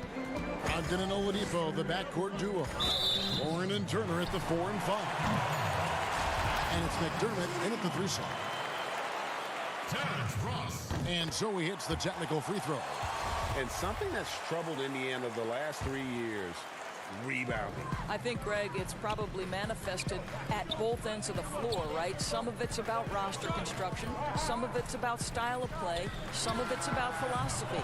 But their inability to control the glass has at times had an impact on them. Oladipo, the pass to Brogdon. Good, and it's Oladipo picking up the assist. Oladipo's got 3 assists in the game. Now here is Augustine to the middle. Bamba. That shot off the mark. Good work defensively by Turner. It's Oladipo on the wing. He's guarded by Ross. And then Oladipo with the jam. Boy, Victor Oladipo gets a step and leaves no doubt. Look out below, gentlemen. Ross kicks to Augustine. Lets it go with the 3. Up again, and the second chance effort by Gordon. Boy, there is a will, a drive. Aaron Gordon showing he wants to be more active on the glass. And Turner throws it down. You love how each side has risen to the challenge throughout this one. I'll tell you, we have seen, Greg, great execution from both teams. Neither one giving an inch here. And the foul on Victor Oladipo. And that'll be his 3rd foul so far. Orlando making some changes. Vucevic comes in for Mohamed Bamba. And Evan Fournier subbed in for Markelle Fultz. And the Pacers also making a change. Aaron Holiday is checked in for McDermott. This guy, a strong rebounder who uses his frame well. Vucevic has a knack for being in the right spot. Warren finds Turner. Brogdon with it. And it's DJ Augustine with the foul. That is his 1st foul of the game. And Orlando making a change here. Ennis is checked in. Outside Holiday. 6 to shoot. Here's Oladipo. It's tipped, and they'll keep possession. That one goes in. Oladipo's got 4 points now in the quarter. This guy has been a catalyst for them all game long. What a job leading them to this lead. Ennis kicks to Fournier. Orlando moving the ball around. Augustine, no luck. Well, I'll tell you what, he's going to buy himself a ticket to the bench. If he keeps shooting it like that, he has been putrid here this quarter. Warren, good. T.J. Warren under duress. Big-time moment. No problem. Now Augustine. There's the triple. The offensive rebound. Vucevic from deep. DJ Augustine, and that's good. Augustine in the clutch. DJ doing it. Brogdon the pass to Oladipo. Back to Brogdon. He kicks it to Warren. And a great assist by Brogdon as that one goes in. Brogdon's got 4 assists now tonight. 1:46 left in the 4th. Fournier passes to Augustine. Ennis with the ball. From deep 3-point range. Augustine, no luck. And here comes Holiday leading the fast break. The shot by Brogdon wide open. Sinks the 3-pointer. Brogdon's got the lead up to 7 now for the Pacers. Well, they've won the battle of transition buckets, and those easy points have helped them build this lead. Well, this is their pace. This is exactly how they want to play. A little fast, a little loose. Good on the first, and that turns the lead to 6. And so Fournier nails both of them. Boy, did they need those free throws to go down. They're definitely within striking distance. The kick out to Holiday. Back to Brogdon. Latrey. It's hauled in by Gordon. Well, they are daring him to miss, and he obliges. Stolen by Holiday. Turner with it. Now guarded by Vucevic. To the inside. Oladipo, good. An effective, clever scorer. That's all we can say about Victor Oladipo. This guy gets to his spots and gets himself going. Pass to Gordon. Back to Fournier. From deep. It counts. And now they trail by just 4. Well, the seasoned pro, no letting the defense impede his progress in a clutch moment. Nice. Rod didn't pitch to Oladipo. Tried to come right back with the 3 of his own, but it's no good. Stolen by Brogdon. 3 seconds separate the shot clock and game clock. To the paint, and stolen by Gordon. One-on-one fast break. Fournier in the corner. It's in! And that shot brings them to within just 1. And you can't get a bigger bucket than that. I'll tell you, it takes confidence to pull the trigger in that situation. You love guys who relish the moment. Holiday finds Brogdon. Back to Oladipo.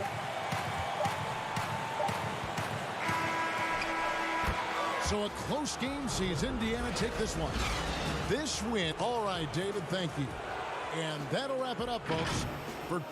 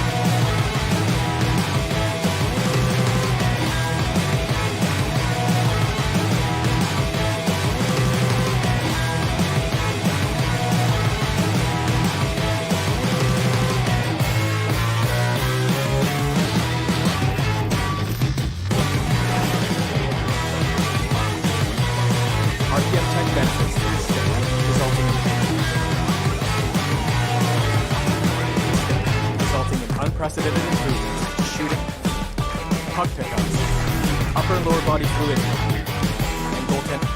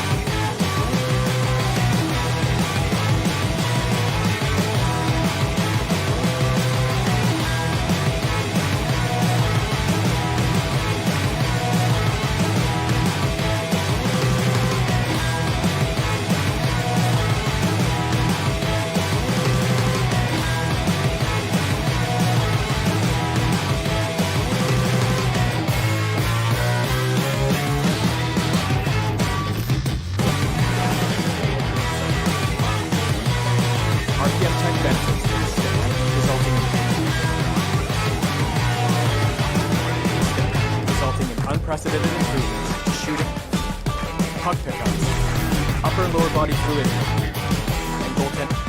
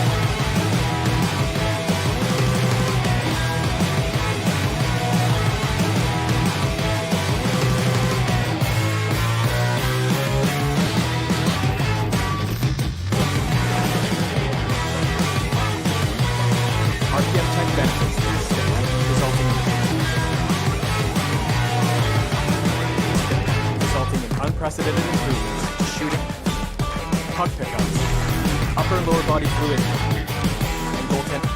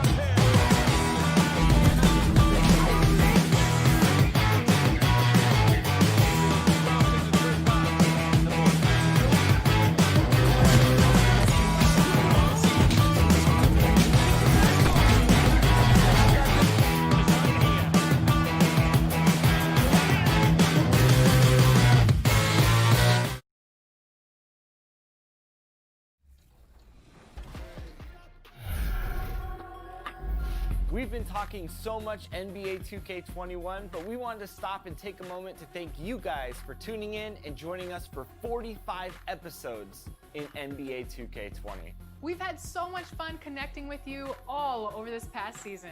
So as we put NBA 2K20 to a close, we take a look back at our favorite moments. The buildings of Indianapolis. And nothing tips off. When the Pacers... A lot of optimism. Thanks, DA. And a look at the starters for the Cavaliers. Garland and Sexton man the backcourt. Ashman and Love are the forwards. And it's Drummond in at the center. And for Indiana, Warren and Turner at the 4 and 5. Then there's Oladipo. Then there's Malcolm Brogdon. And it's Holiday in at the 2. Now here's Drummond. Nice move. The rebound by Turner. And here's Indiana and the Cavaliers this summer selecting point guard Darius Garland with the 5th overall pick. The second-year man Colin Sexton already on the roster. Greg, how do you see the fit between these two players? Well, I mean, both are 6'2". The questions will come at the defensive end of the floor. Offensively, both show great promise as shooters, very scoring-minded guards, reminiscent possibly of a Lillard-McCollum pairing for the Blazers, which could be a roadmap for the Cavs. Sexton with it. Ogden picks him up, and Sexton slams it in. And how about the leaping ability there on the slam? I love how Sexton just rises up with confidence inside. Jumps up, and Sexton slams it in. You gotta love his hustle, leaving the defense no time to react. And you know you're going to get those buckets, guys, when you're quick to get out on the break. Get that ball up the court as fast as you can. Now here's Oladipo. He had a 27-point outing in their last game against Boston. Pass to Holiday. 6 on the shot clock. He dishes it to Turner. And stolen by Love. And it's Aaron Holiday with the foul. That is his first foul of the game. Cavaliers have gone 3 of 5 shooting the ball so far. Coach is liking what he's seeing from his offense. And guys, they put the defense on the defensive. And there's the call on Malcolm Brogdon. That's his first foul. Now here's Love. 17 points for him last game against Chicago. And he was relentless in that one. I mean, he wanted to be the first to every rebound and almost was. Doug McDermott, he's checked in for Brogdon. Here's Garland. Inside, here's Drummond. The rebound by Turner. There wasn't much defensive resistance there, guys, but somehow he blew it anyway. Missed opportunity. And it's Oladipo that time on the assist by Warren. Boy, the competitive spirit and fire that Oladipo has. Even when he gets knocked around, he stays poised and under control on the drive. The open look here for Sexton. The rebound by Turner. Tell you what, guys, you don't see that often. I mean, when he's this open, usually it's lights out. But we were talking about the unicorn. Miles Turner in that category as a shot blocker who can space the floor. I don't think he's got a ceiling. What about you? I think his ceiling is really high, Kevin. He's still young, which always bodes well for somebody with his work ethic. And yep, we thought we might see it. And the coach's challenge has been triggered on the personal foul call. And I think when it comes to some of the more difficult calls to make, Personal fouls can be tough. The action is so fast that it's really tough to catch everything in real time. The wonders of technology, Greg. We've seen replay reviews so effectively, and involving the coaches by being able now to challenge like this is something a lot of people have been hoping for. And so the word is in. They've decided that the call stands as it was made on the floor. And, you know, even if a coach still feels this wasn't the right call, you got to acknowledge the effort being put in to reviewing it. The double checking, and the game continues on. Catching up on the changes now for Indiana. Justin Holiday comes in for Victor Oladipo. And it's T.J. McConnell in for Aaron Holiday. Turner dishes to McDermott. Back to Turner. The kick out to Warren. And it goes out of bounds. That one off Turner. It's getting late in the season. Let's now see the standings out east. Look at Indiana. If the playoffs started today, they'd hold the number 5 seed. Of course, they're looking to build on that. And checking out Cleveland. They're much further down in the standings right now. And right now for the Cavaliers, they've had such a disappointing season. Even when they've gotten a little bit of momentum, they haven't been able to keep it going. And when you talk about inconsistency, I think a lot of it has to go to the players, because ultimately they're the ones that dictate how they perform. And it's sent back by Turner. What timing from Turner. I mean, that's a big part of blocking shots. Reading the shooter and then timing it perfectly to send that shot in reverse. Stolen by Warren. Holiday with it. Now guarded by Porter. Holiday, the pass to Turner. The kick out to Holiday. Love against Warren. That doesn't go in. Had a chance, though, to take the lead. You know, what a great job Nate McMillan has done since taking over as head coach, leading Indiana to 3 straight postseasons, and the style of play with which the team has played with. A credit to him and his staff. And a big part of McMillan's success, getting his guys, Clark, to play hard for him every night. Yeah, and I think you're right, because this team gets the most out of itself. It's one thing to assemble talent. It's another to bring people together so they're playing for each other. And these guys do that night in and night out. And Turner kicks to Warren. That's basket number 2 with his 3rd shot off to a fast 2 for 3. Really good to see Turner find the open man, proving once again he's a team-first guy. And he'll shoot free throws here. Clearly fouled on that shot that time, the whistle blowing.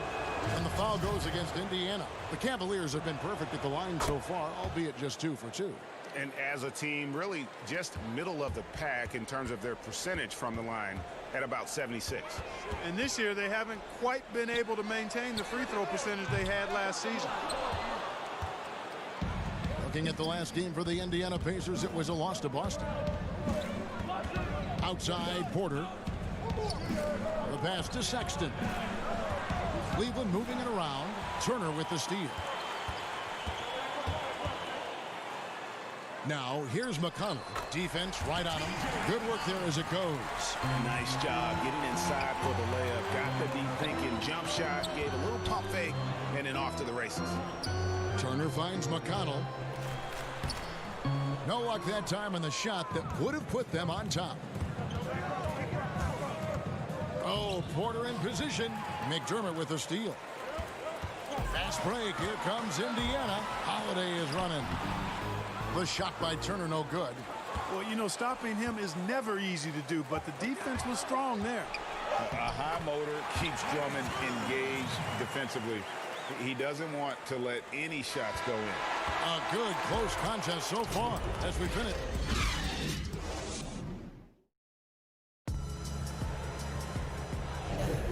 And some good action in the books as we get back to the game that's been pretty close here so far.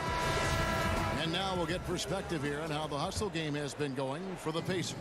Boy, they've really amped up the pressure at the defensive end, guys, and have piled up the steals in the early going. And also defensively, they've been able to cause some turnovers tonight, and that also builds confidence and gives you momentum. And a chance here presented by Gatorade to see who's on the floor, all fueled up and ready to go for the start of the second quarter. And so in the game for the Cavaliers, Nance and Thompson are up front. Then there's Garland. Then it's Porter. And it's Windler in at the 2. Down low. Passes it to Garland. The Pacers pull it in. They went to Cleveland for their last meeting with the Cavaliers, and they came out with a win. Yeah, and with most of the arena against them, they just banded together and trusted one another to make the right play. Well, you know, the cohesiveness was evident out there. These guys feel like they can win in any arena. Oh, that was worth the price of admission. And this sort of awesome dunk is one of the reasons this team is in charge of this game. Well, there's a swagger out there. You can see it on the court that they possess and are not afraid to show it either. Boy, and I used to love going up and jamming it down like that, guys. Kicks it to Porter. 5 on the clock. Pass to Garland. Got a piece of it. Nance trying to get open as Thompson. Brogdon outside. Quick shot there, and it's off target. Boy, he knows he should have knocked that one down, especially with the defense not giving much of an effort. Here's Windler, and he uses the glass on the layup. Clark, over the last couple decades, the role of the big man has changed and required more skill outside shooting among them. Yeah, that's one of the things. And then the ability to move your feet defensively. Yes. Because the three-point shot spaces the floor so much, and a lot of times teams will have 4, maybe, and effectively guard perimeter players and also make shots from the perimeter as well. Amazing to see guys that big out there sometimes with a one-on-one with the guard, like on the three-point line. No doubt. And also the big guys, we've got a ton of them, Kevin, across the league that can really knock down the three-point shot. A big dunk at the end of the break. Love how Brogdon runs when the break is on, determined to beat everybody down the floor. The Cavaliers trail by 9. Pass to Windler. Lets it fly from 18. And he tries off the glass, but it's no good. Out left to the wing. Now the pass to be Thompson. Here's Sumner. He has 5. Out of bounds, Cleveland takes possession. And a chance to take a look at some numbers for Sexton. And guys, how about the surge of offense he's experiencing right now? These last 5 games, he's been a machine at the offensive end. A different scorer than he had been earlier in the season. We'll find out if he can keep it going here tonight. Catching up on the changes now for Indiana. Oladipo, he's checked in for Doug McDermott. And Aaron Holiday is subbed in for Edmund Sumner. Here's Holiday, and he drops in the layup off the glass. And it's an 11-point Pacer lead. And this has been a great job of just getting into the middle of that defense and really scoring effectively from the paint. We've seen this explosion of Canadian players in the NBA. And really, Tristan Thompson led that way. The 4th pick back in 2011, Thompson was, at that point, the highest drafted Canadian in NBA history. Kevin Love's checked in for Cleveland. Colin Sexton comes in for Porter. Just no resistance on the inside. That's their 5th consecutive make in the paint. And, Greg, those looks they're allowing are almost automatic. Cleveland moving the ball around. A putback. They get it back. And there's Thompson putting it right back in. That is really good work there on the offensive glass. Here's Turner. All 3 off the mark. And Thompson may have led the way for Canadians. But as far as where the league is going, Greg, he's a throwback player. I mean, a rebounder and rim runner. His game is built on toughness and hustle. Here's Holiday. Fouled in the act of shooting. Gets the bucket anyway, so a 3-point play chance for him. Yeah, outstanding job there of taking the harm and still able to finish. Yeah, he imposed his will on the defense that time. He was not going to be denied right there. And the Cavaliers making a change here. Drummond's checked in. Here's Osman. The basket good off the assist from Sexton. Sexton has to just keep developing his court awareness. You want to see more passing from him. And the shot is good. Holiday's got 9. Every time they get scored on during this run, it's come from inside the paint. And the shot goes down. And those are the kind of nice inside looks they've gotten here in the first half. He kicks to Turner. For three. Traps in the tray. Turner's got the lead up to 14 now for the Pacers. It really turned it around here in the second quarter after shooting less than 40% from the field in the first. The Cavaliers have gone 4 of 6 so far from the line, missing a couple.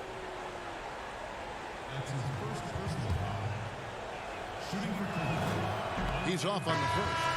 Selected 9th overall in the 2012 draft, Drummond's carved out a nice NBA career for himself.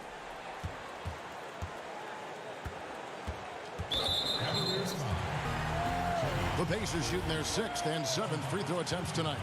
And typically a strength of theirs, 79% on the season. And guys, that's really an upgrade over how they shot last season. Not a huge upgrade, but an upgrade nonetheless. As we've gotten closer to halftime, their style has become more and more physical. Well, it certainly appears to be the case, Greg. I mean, they've spent a lot of time at the foul line this quarter, and that's the result of attacking the rim and being physical. Outside Turner. And so it's the Indiana Pacers. Thank you, David, and we'll be right back after halftime to start the third quarter. The 2K Sports Halftime Show. Hello, basketball. For the Pacers, the first quarter was pretty even. At the end of the period, they held a 2-point lead. And that'll...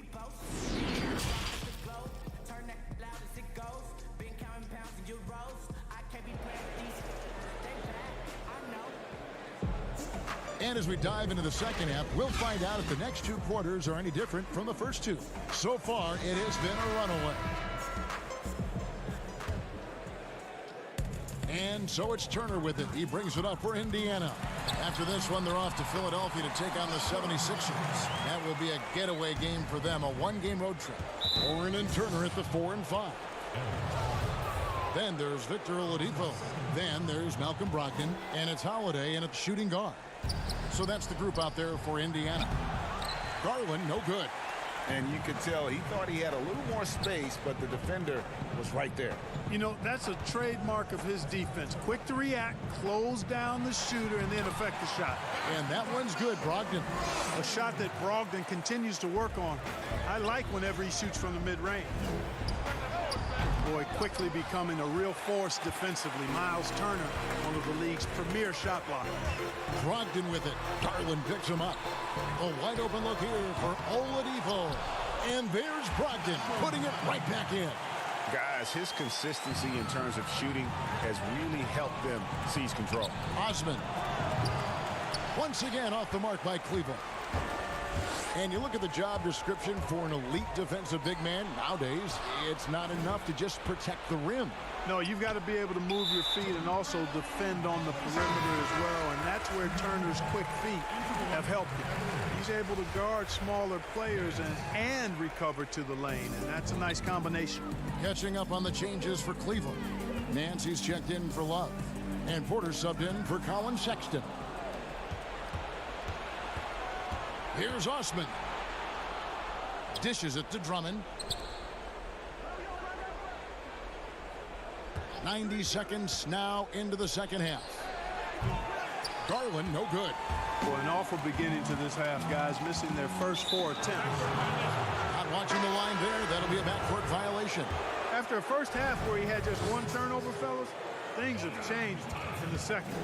They're starting to pile up on him now. Over to the wing. Drummond passes to Porter. Pacers foul. That's his first personal foul. Tries a 3 off the inbound. Oladipo doing a nice job utilizing his quick hands on defense, doing his best not to allow shooters clean looks. The shot by Brogdon wide open. That one off the back iron and out. The Cavaliers trail by 21. Here's Osman.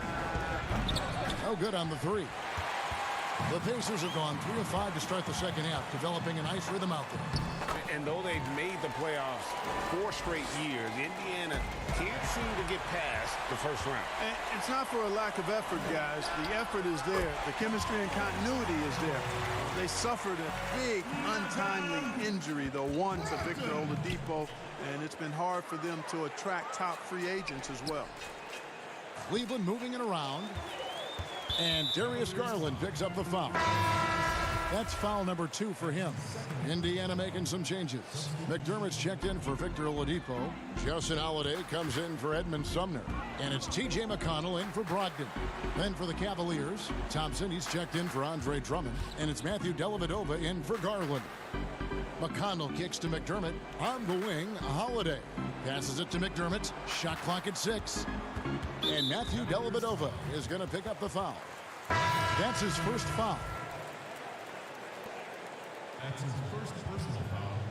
Into the lineup for the Cavaliers. They swipe it. And here we go with Thompson running it up the court. And finished off by Porter. And with the monster finish, he stops an 11-0 run by the Pacers. To the wing on the left. McDermott with it. Nothing yet on the scoreboard for him. Holiday with the 3. Thompson with the rebound. Well, Cleveland shooting a low 30% mark from the field. And that one's good by Porter. Great teamwork, punctuated by a strong finish. That is the perfect fast break, guys. Getting a hoop before the defense can get set. Sampson's shot is off. That's not the type of opportunity he fails to convert very often. Misses off the left iron. Indiana leading by 22. And a finalist for Coach of the Year in 2019, Nate McMillan passing 600 wins last season. Well, you think about that. That's an impressive milestone for an outstanding coach in Nate McMillan. He moved into the top 25 all-time in wins. He's had 2 other stops as a head coach, Portland and Seattle. And I think he's doing some of his best work with the Pacers. And checking out the numbers here for McConnell, his last 10 games, he's been putting up about 4 points a game, 4 assists, and 2 rebounds. And there isn't much to write home about with his numbers. I think he'd like to up his contribution. Yeah, but you got to earn that chance. I mean, you get what you earn. His numbers are fine, but he's not going to get a lot more floor time unless he turns it up a notch. Miles Turner, he's checked in for Indiana. Warren comes in for Jakar Sampson. Holiday finds McDermott. Kept alive by Indiana. And Holiday is right there. Way to work the glass. Buffet style. Second chance bucket. They can make a big difference. Windler. Another 3 for Cleveland. And they've got to talk to each other on D there. Miscommunication, and now he's able to make them pay. And the ball goes out of bounds. Last touch by Love. Aaron Holiday is checked in for Indiana. And the Cavaliers call time here. And the lack of rim protection, top of the list. Yeah, you know, just look at the numbers, guys. I mean, they are being taken to the woodshed in the paint.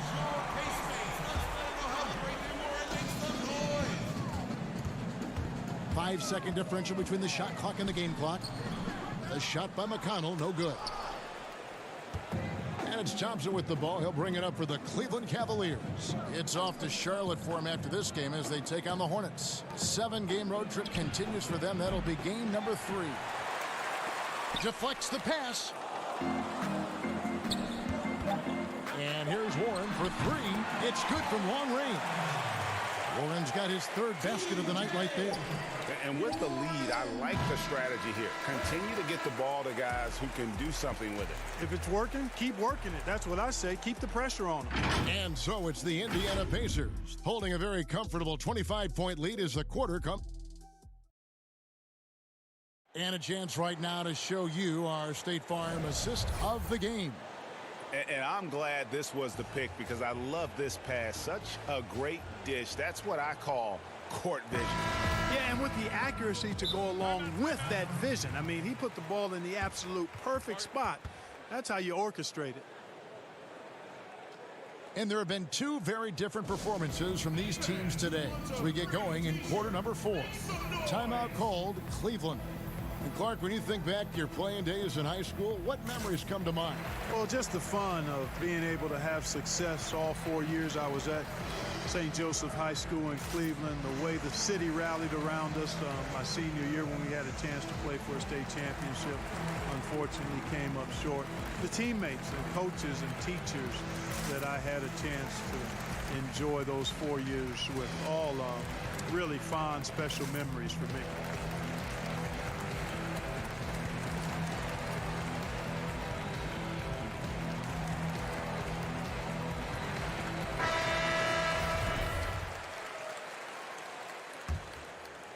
The Cavaliers shooting only 32% from the field. Plenty of signs of struggle by this offense today. And Cleveland looking at who they've got to start the fourth quarter. Ashman and Love are the forwards. Garland and Sexton man the backcourt. And it's Drummond in at the center position. And a moment to look at the scoring approach in terms of where the points are coming from for the Pacers. Fantastic passing. We saw it in the first half, and it's carried over here in the second. They haven't wasted time getting the ball up the court tonight either, and it's resulted in a lot of fast break points.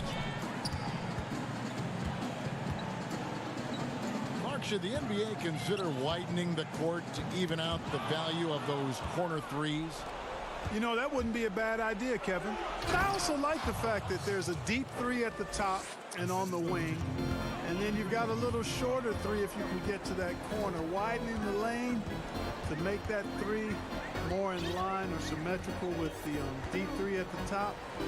I kind of like having a short corner three. I agree with you. And it's Brogdon off the drive.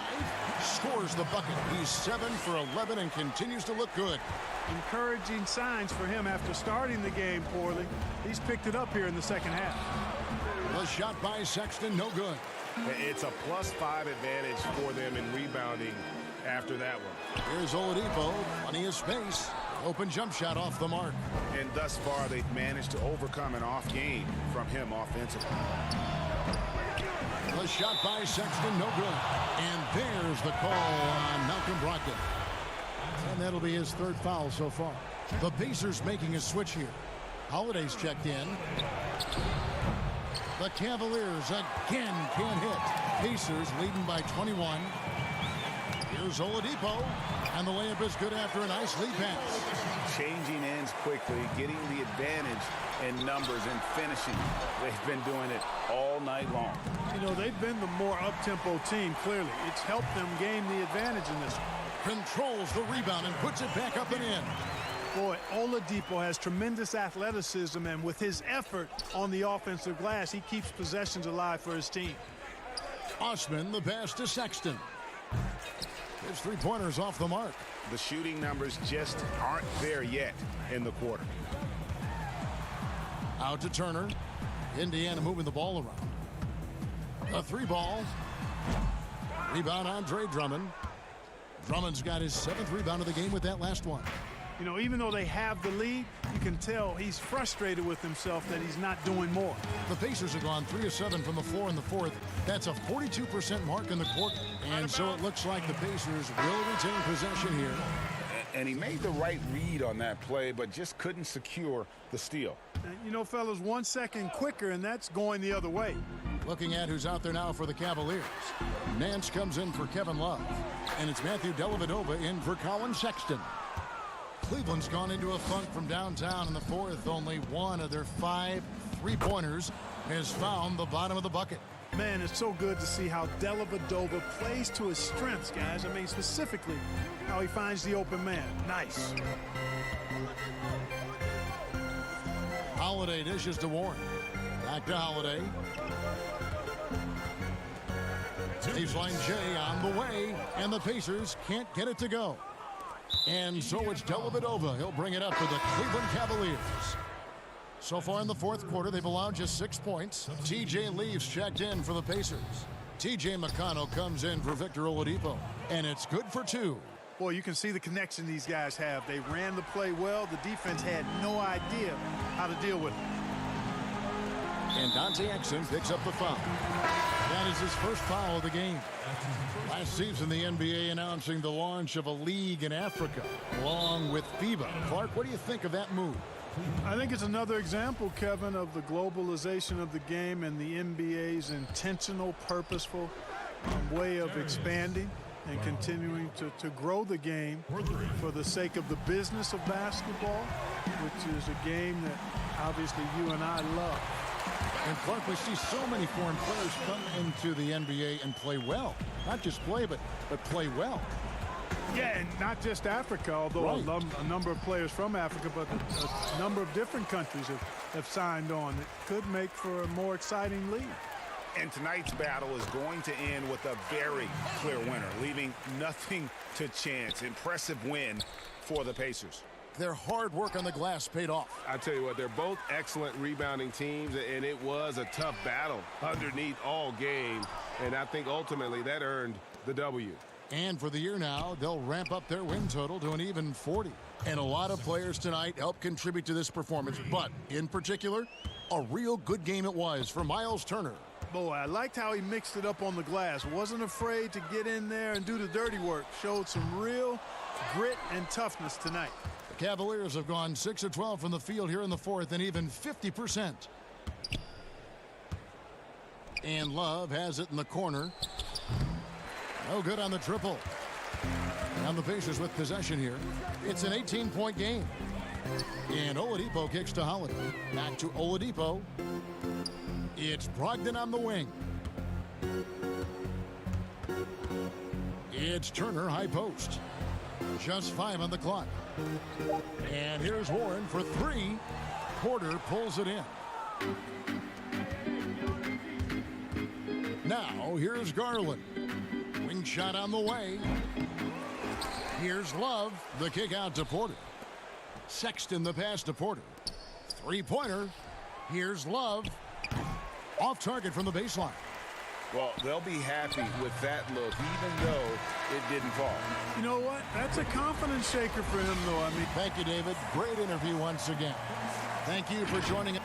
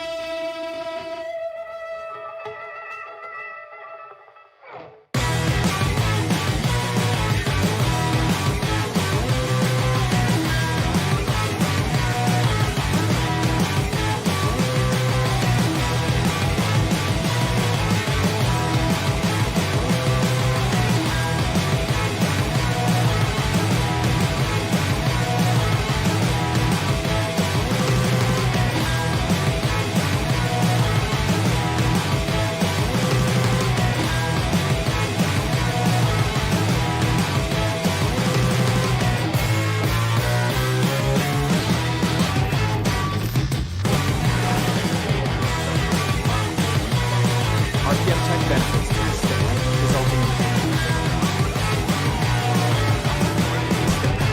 in unprecedented improvements in shooting, puck pickups, upper and lower body fluidity, and goaltending.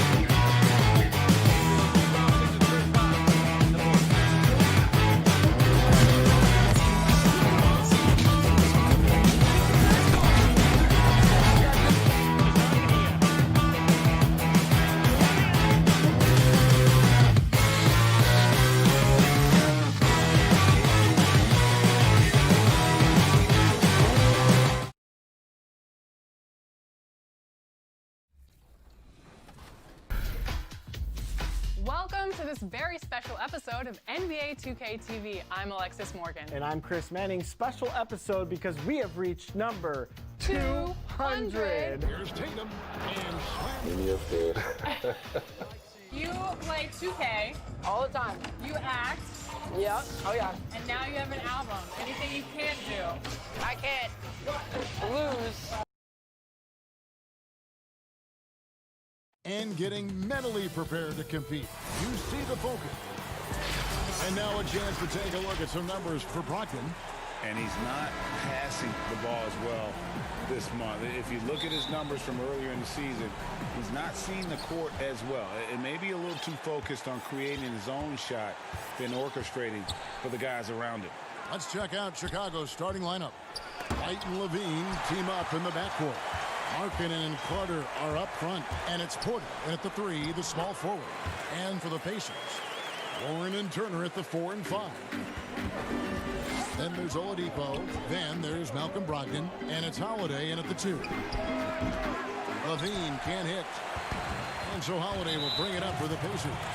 And when you watch the Bulls play, Chris, they just seem to lack an organizational direction. Yeah, you're right. I mean, the team committed to Boylan to shape their youth. They don't seem to be interested in playing up-tempo or following any NBA trend. The distrust between players in the front office is not helping their recruiting of free agents. A lot going wrong. And here's Levine after the three-pointer from Victor Oladipo. Markkanen. Victor Oladipo grabs the miss. Yeah, scoreless here early after their first 4 shots. They right now are searching for a bucket. The shot by Brogdon, no good. Bulls have gone 0 of 4, missing their first 4 field goals here. That drive by Carter. Good work defensively by Turner. Look, they say there are no easy finishes in the NBA, but that should be easy. Here's Warren. And he can't bank that one in. And it's Aaron Holiday with the foul. That is his first foul of the game. First 1:30 gone here in the first quarter. Markkanen passes to White. And they've done a nice job controlling the defensive backboard to start this game. Some nice passing here by Indiana. Good on the bucket. And once he got to the 10, I think he was surprised to find himself that wide open. Yeah, very little resistance. I mean, you had to bring much faster help than that. For 3, Levine trains the three-pointer. And you need Levine to keep connecting from deep. When he does, the floor opens up big time. And that one goes out of bounds. It's touched by Porter. Great instincts from him to get a hand on that pass and tip it out. Well, just trying to prevent the opposition from getting comfortable. Next time, that one might get picked. Hits it from three-point range. Oh, this is the kind of start they were hoping for. Now here's Levine. One of the most consistent producers in the league. He's averaging around 25.5 points a game. And that one drops for him. Levine's got 5 now. Another year of record-breaking offense. Why is it, Chris, that great offense so often beats great defense? Because defense is not about stopping you. It's about making you take the option that the defense wants. And so if we make a guy that doesn't shoot jumpers very well, if we stop all the penetration and make him shoot a jumper and he knocks it down, you just got to shake his hand. Sometimes it's great deep, better offense. And we know this is a scoring league. You can play the best defense in the world and have your hand up and, matter of fact, smack him in the face. But Curry, Harden, LeBron, they're still going to knock that shot down. Smack him in the face, you say? Oh, I've tried that. I've done that before, and it doesn't work with the great ones. Just tap them on the forehead while they're shooting a jump shot and look the other way. They'll still knock it down. Boy, he is looking confident. Love how they're using him so far. Yeah, that's because he's getting his number called early. I mean, he's doing his part to help carry the offensive load. Now, here's McConnell. Looking at his numbers, he's averaging about 6.5 points a game. Warren, the pass to Turner. McConnell, the shot will not fall. So the Bulls will take it the other way. Their last encounter was in Chicago. Yeah, and that was a strong dunk. That's how you go hard. Easy to see why Levine won the dunk contest in 2016. I mean, he has endless ups. And Turner throws it down. Well, check out that assist. That's a pair of teammates that are clearly on the same page. Here's Levine. That's good. Basket number 5 on a 5-for-8 night shooting. Shots are just flowing for him right now, having a really strong quarter. Oladipo misses. The Bulls have gone 5 of 12 from the field since the opening tip. Here's White. And no good. Had a chance to take the lead there. Indiana's gone 2 of 4 from beyond the arc to start the game. And he's going to get whistled for that foul, G. That was intentional, but not exactly logical. How about pointless to foul there? I mean, I don't know where his head is, but it's not in the game. And the Bulls making a change here. Thaddeus Young. He's checked in for Markkanen. Chandler Hutchison comes in for Porter. Satoransky's checked in for Levine, and it's done in for White. Oh, great ball movement there. There's the pass to Sampson. To the inside, McDermott lays it up off the glass. And their post play has been really solid right off the bat. Dunn passes to Hutchison. Satoransky with it. Pass to Hutchison. Back to Dunn. Passes to Hutchison. Young, right side. Now, here's Satoransky. There's the three. And so, it's Zach LaVine making things happen for Chicago. That quarter.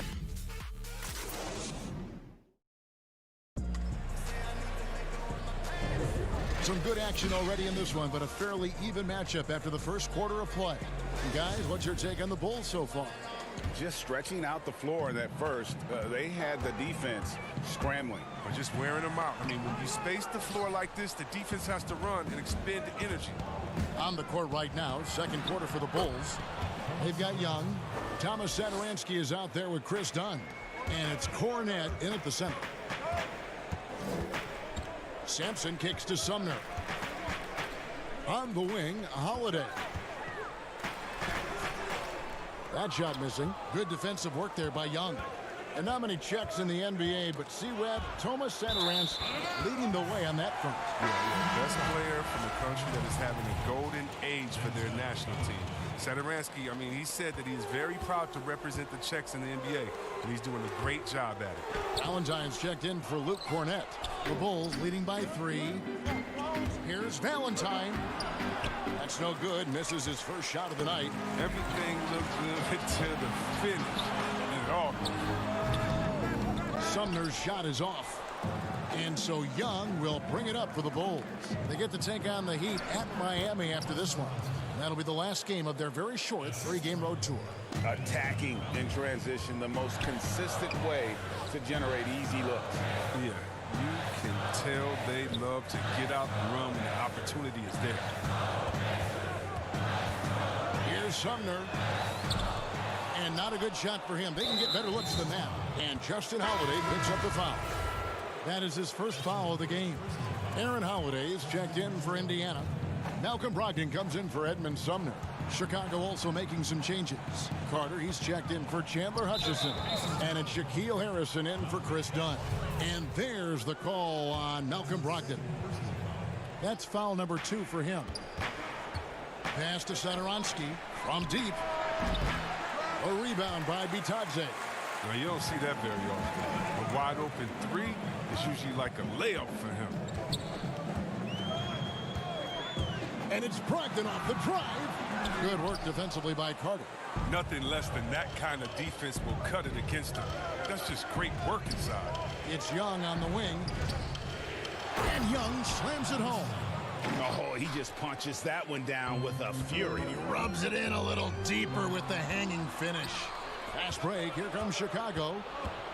Valentine wide open. He fires. Off target there. That would have pushed the lead to double digits. Pacers trail by 7. Holiday attacking to the middle. It's deflected. Stolen by Carter. Here's Harrison. And he takes that one up and powers it through.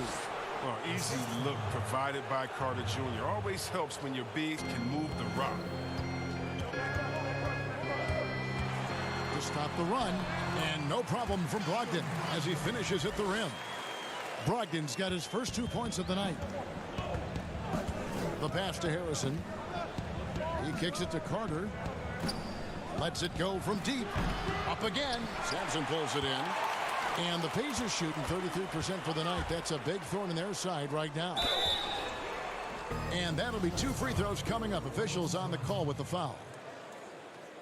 Fans, broadcasters love to see teams get out and attack in transition. Would you like to see the league crack down on intentional fouls that will halt that break, slow down that break, stifle that break?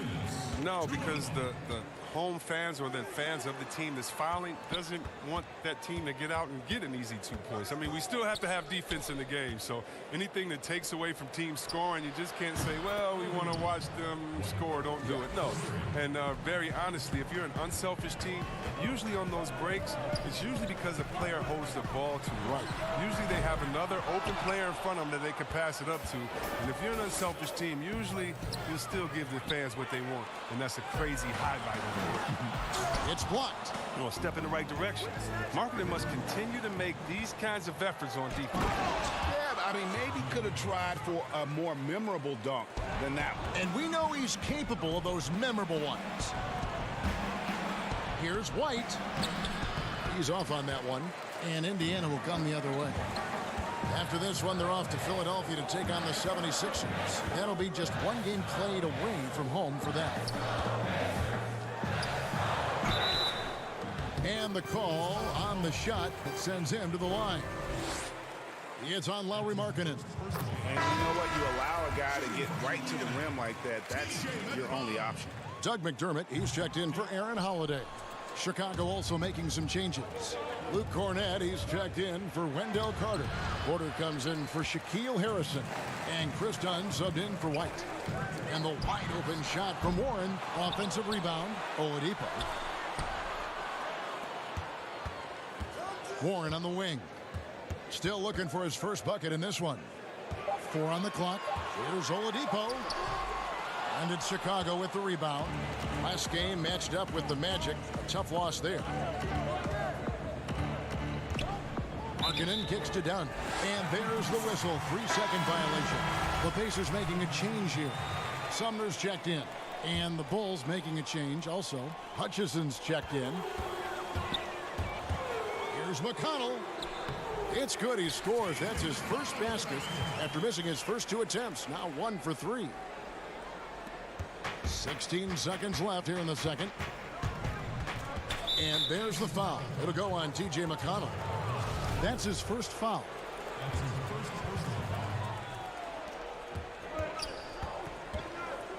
Right side Levine. There's Porter with the 3. Oh, good on that one. And here's Warren for 3. And no good on the last second attempt this time. And so it's Chicago, bringing the quarter to a close with a 7-point. And now, the 2K Sports Halftime Show. Welcome back to 2K. Zach LaVine was the man in the first. He had 12 points and 1 steal. Thanks for joining us, folks. We're now...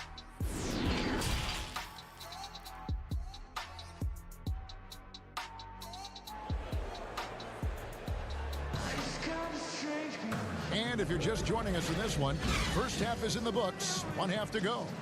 You look at Zach LaVine, he's really been playing well.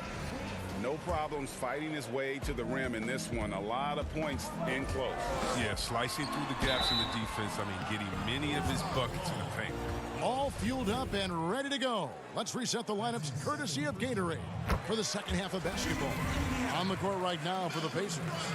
Warren and Turner at the 4 and 5.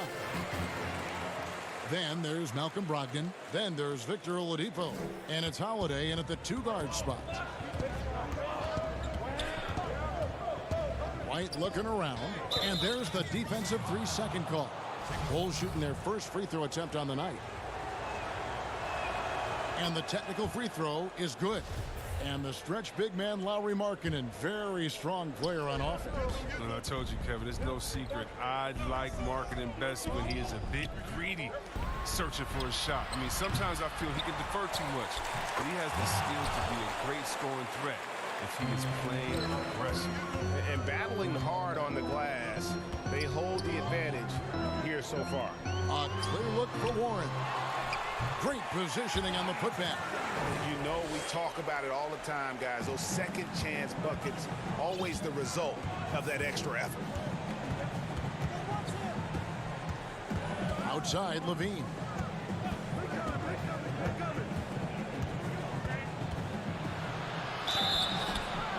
And foul. And here we go. Coach's challenge happening right now. This one in regards to the personal foul. Seeing if that was the right call.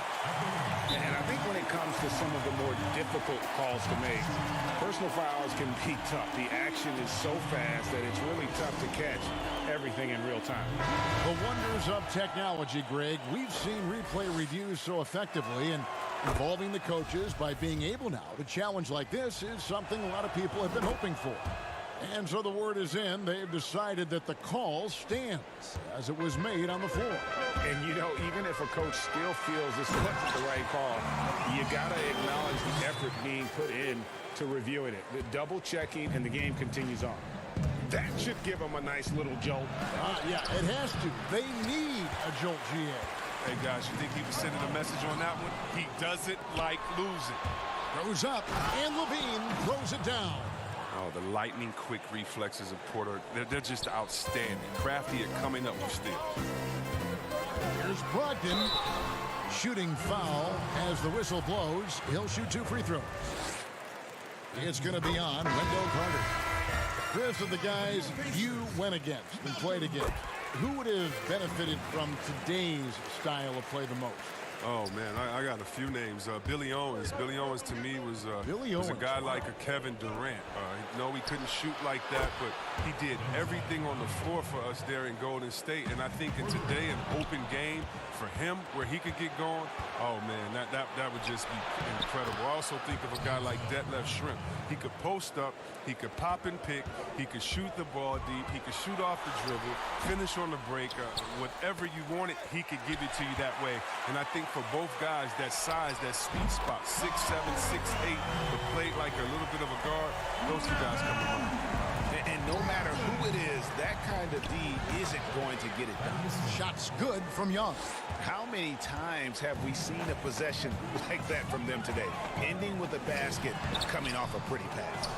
I'd love to see them impose themselves a little more on the backboard. That's a great way to find confidence. Always a surefire way to get back in the game. Some changes for Indiana. Doug McDermott comes in for Victor Oladipo. And Edmund Sumner's subbed in for Brogdon. Luke Cornett, he's checked in for the Bulls. Harrison comes in for White. Pass to McDermott. And he banks in the layup. McDermott's got his second basket of the game. And no matter what they've tried, the D just has not been able to deny them the ball inside. Cuts off the pass. Here's Sumner. Missed inside. The Bulls leading by 10. Inside. Here's Cornett. Kicks to Valentine. Stolen. He tries for three. Sumner's shot is off. If he'd been even halfway decent today, the score would be a lot different, but he can't get anything to fall. The baseline J. That one goes. Count it. Cornette's got the lead up to 12 now for the Bulls. Yeah, the chemistry has been terrific. Really impressed with their offensive execution. Here's Harrison. Poked loose. And another turnover here by Chicago. Well, as you can now see on the 2K leaderboard, these are the NBA steal leaders since the All-Star break. Thaddeus Young, number 1. Defensively, he's been a club. I mean, he has just been blanketing his opponents. Sumner's shot is off. And with him missing literally everything he's put up today, you can see why the score is what it is. And Satoransky wide open. He fires. And the Bulls, another three. And their balanced effort at both ends has hushed this crowd. No, because it's gone dead silent in this arena. What a fantastic performance here on the road. Timeout called the Pacers. Trying to find some answers offensively. Some bad shot selection as well as some bad luck. I mean, that's not going to help them score points. So Indiana ends up with a new group on the floor. Chicago also making some changes. Lauri Markkanen's checked in for Luke Cornette. Chandler Hutchison comes in for Denzel Valentine. And Chris Dunn subbed in for Harrison. Just a solid performance on the interior. The rebounding has been off the charts. Stolen by Brogdon. Playing a little cornerback there. Anticipates the pass and jumps the route. Well, if you don't take care of the ball, fellas, that's what can happen. Absolutely, Greg. That makes the turnover even more painful. Yeah, going defense to offense in an instant. Every team now calibrated to do that. And they're scoring much more efficiently here in the second half, and they've gotten that field goal percentage above 50. And finished off by Oladipo. And no doubt they'd love to see him get a lot more of those opportunities. And that deficit will go away quickly if he does, Greg. It's 9 seconds separating the shot clock and game. And it will go, and the Bulls' lead is cut to just 11 points, and the basket from Brogdon. Out of bounds, Bulls ball as Chicago keeps possession.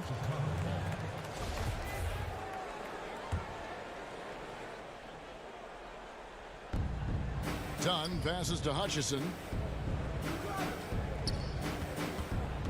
Dunn outside. And it's a defensive 3-second violation. Bulls have made 3 free throws so far. Haven't missed any. And as a team, really just middle of the pack in terms of their percentage from the line at about 76. And he shows the focus there, nails the technical. No good with the triple. Outside Warren. No good there, and that would have cut it to single digits. And so it's Chicago. Up by a dozen here at the end of the quarter. They've been putting on a clinic in the paint. Shots are falling with regularity, and they are pounding it down low. Back to the action after this word. Here now a chance to show you our assist of the game, and it's presented as always by State Farm. And how about the big fella here showing us he's got some point guard skill here with the tremendous setup. This is where the NBA is headed. I mean, multi-dimensional big men. That was just a beautiful pass. And 1 quarter to go in a game that to this point has not been an evenly fought contest. On the court for the Bulls, getting this 4th quarter started. Levine at the 2 with Porter at the 3. Then there's Markkanen. Then there's Dunn. And it's Hutchinson in at the 4-man position. And they've got a big lead, not just on the scoreboard, but really in the rebounding numbers as well. Down low, and Levine throws it down. Oh, and the chemistry. I mean, Levine has with these guys, isn't it evident? Tremendous at finishing off these alley-oops. Now, here's McConnell. He's guarded closely. Plays it up and banks it in. Oh, I love it. He's working the ball down low. Always a good plan of attack. Here's Levine. Yes, indeed, it is good. He's now 8 for 14. They have ridden him today, and it has paid off in a big way. Oladipo with the ball. Now guarded by Porter. Basket counts. And I like that they're not settling. Hitting the ball on the interior. 8 of their last 10 coming that way. That is good. And the Bulls' lead is cut down to just 10 points with the bucket from Victor Oladipo. And here's Levine, who brings it up for the Bulls. The biggest lead of the game, 15 points. On the wing, Levine. Passes it to Hutchison.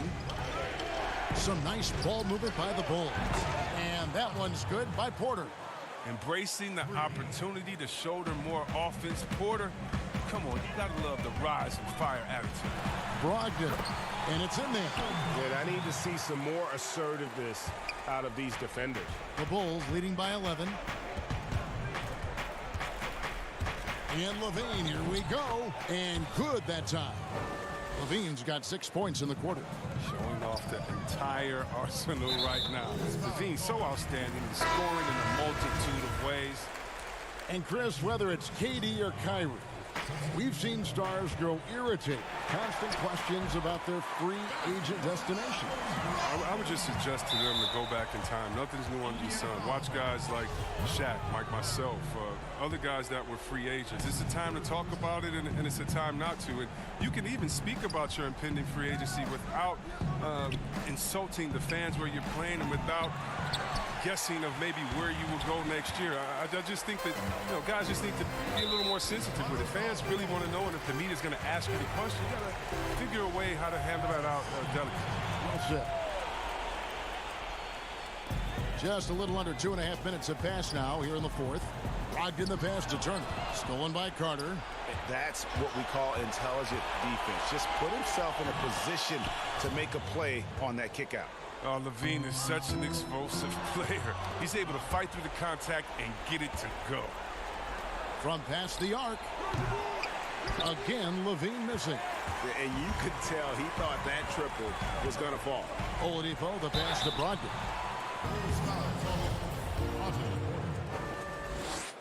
That's his second personal. That free throw good from Brogdon. Aaron Holiday is checked in for Indiana. Brogdon hits them both.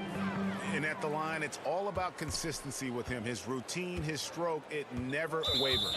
And there's the call on Malcolm Brogdon. That will get him his 4th foul of the game.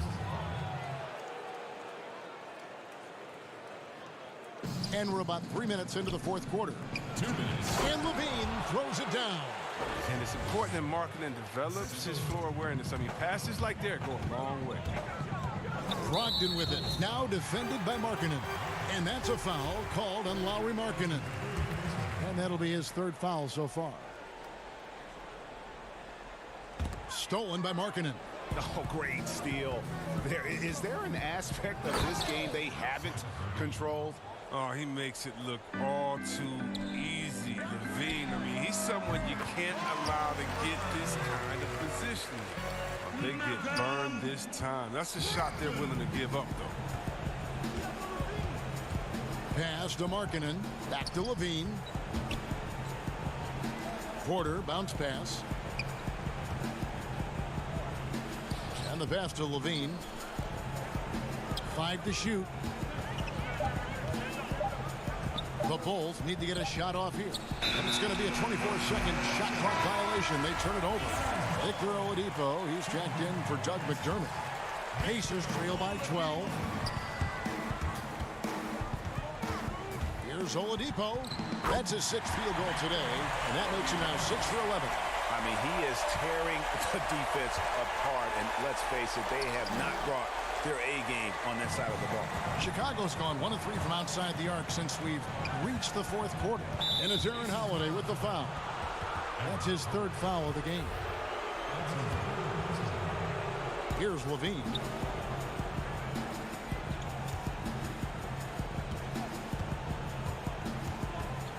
Clock at 6. And now as the clock ticks down, this is going to end up as a solid victory here for the Bulls. Not only did they shoot the ball better, but they had more assists. Yeah, I thought the passing in terms of finding the open man gave them the higher percentage shots. The ball movement was key for the win. And you can mark this one down in the W column. It'll mark their 23rd of the season. And one of the key components to this victory, if not the biggest, was the incredible performance for Zach LaVine. Oh, man, anticipation, instincts, energy. All his tools were on display tonight as he lit the place up. So Indiana ends up with a new group on the floor. Up top, McConnell. Dunn covering. Jacks up a three. Off on the layup. And here's Levine, who brings it up for the Chicago Bulls. He dishes it to Markkanen. Some nice ball movement by the Bulls. Poked away. And here comes Leaf, leading the fast break. Has to be Tadze. The three from Johnson. Got a hand on it. And so Chicago takes this one, and by a big margin. A solid win on the road for them. This building was dead silent by the time GA this.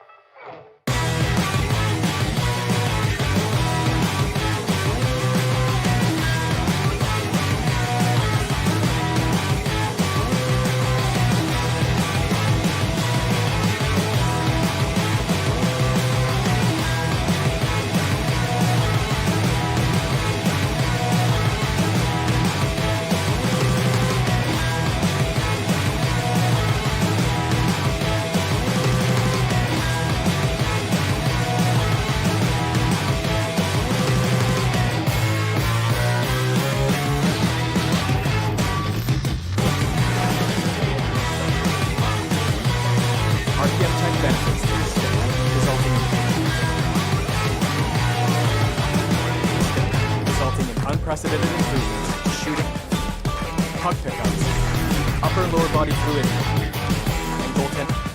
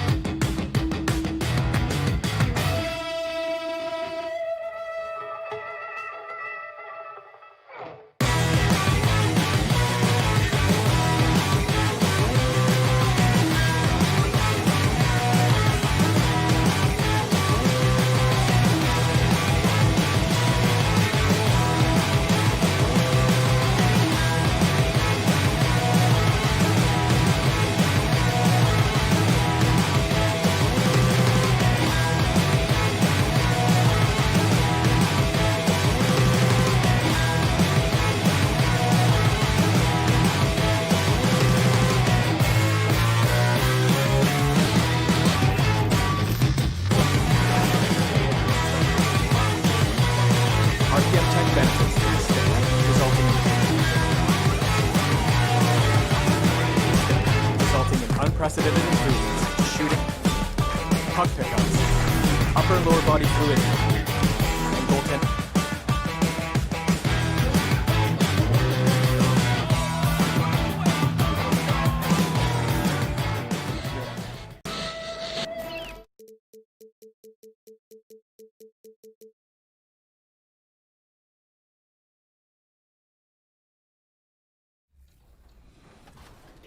Where do I start? Where do I get my rhythm? Where do I get my groove? I always start off with a bounce.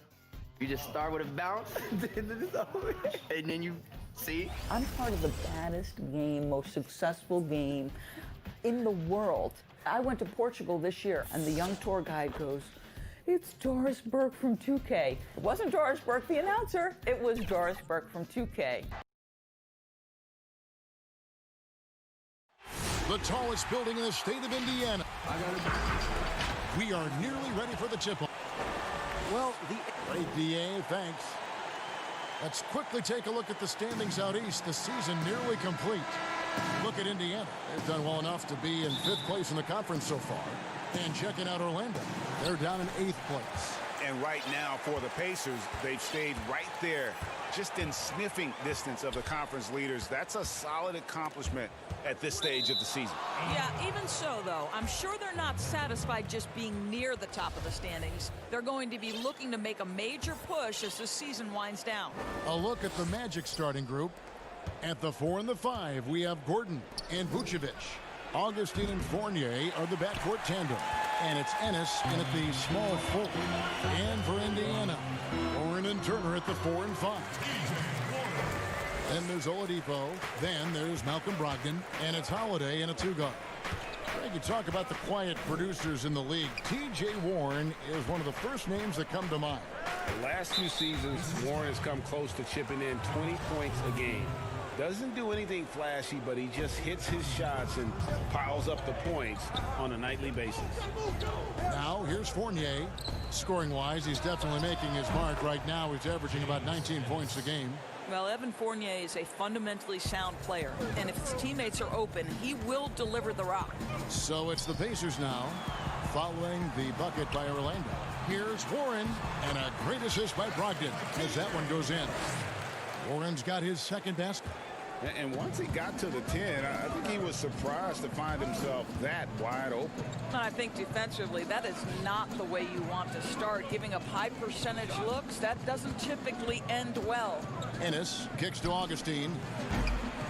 The rebound by Holiday.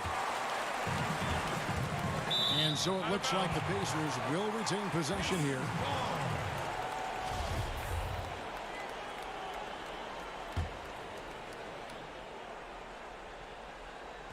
Just around a minute and a half into the first quarter. And Nikola Vucevic is going to pick up the foul.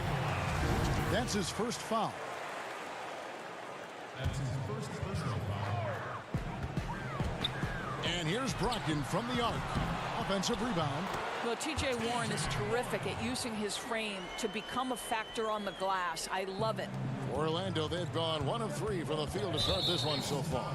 And it's Aaron Holiday with the foul. That's his first foul. And Fournier kicks to Augustine. From the baseline. Good for the basket. Starting off 1 for 1 with that shot.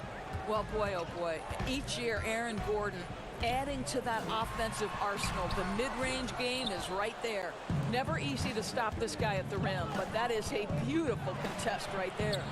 And this Pacers franchise, 6 ABA championships, but none so far in the NBA. Well, Greg, they haven't been there very much, right? Their only finals trip came back in 2000.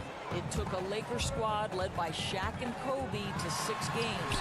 But ever since, they've been chomping at the bit to try to get back. Stolen by Brogdon to the paint. And here in the first, approaching 3 minutes played, uses the glass to finish the layup. And a nice job here early of establishing an inside presence. And it's Aaron Holiday with the foul. That'll be his second foul of the game. That's already this guy's second foul now. He's either going to have to sit or play a bit more conservatively. Doug McDermott, he's checked in for Indiana. And the Magic making a change here as well. Ross is checked in, and there's the call on Malcolm Brogdon. That's his first foul. And the next one puts him in the bonus. So Orlando going with an almost entirely new group. Bamba is checked in for Vucevic. Tim Birch comes in for Gordon. Markelle Fultz is checked in for Evan Fournier. And it's Carter Williams in for Augustine. When the mid-range is working for Terrence Ross, he's going to create problems. It's just a matter of can he do it consistently, Kev? Yeah, and there it is again. On a lot of their possessions this first half, they've established great inside position. He's all alone. And McConnell gets it to go. McConnell's got his second bucket tonight.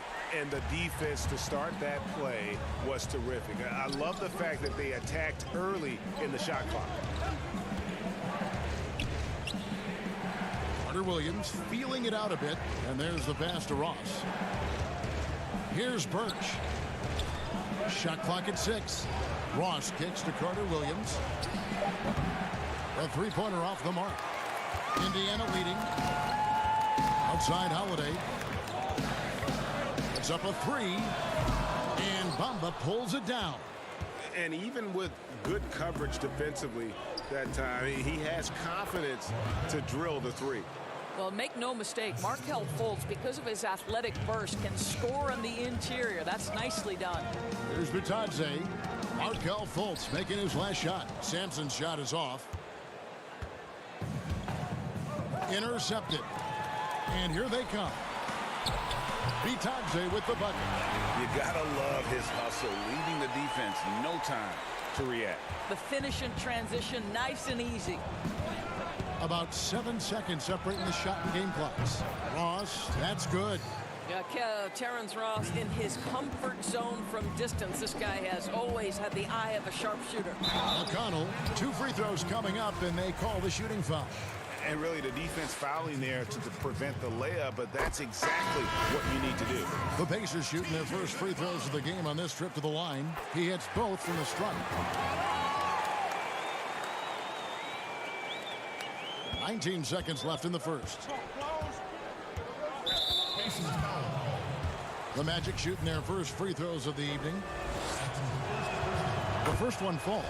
Well, think back to the 2017 draft, guys. Some were surprised to see Markelle Fultz be the first pick.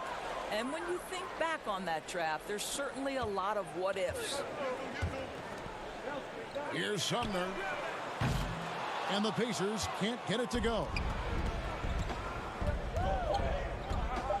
Just 3 on the clock. Hammering it in.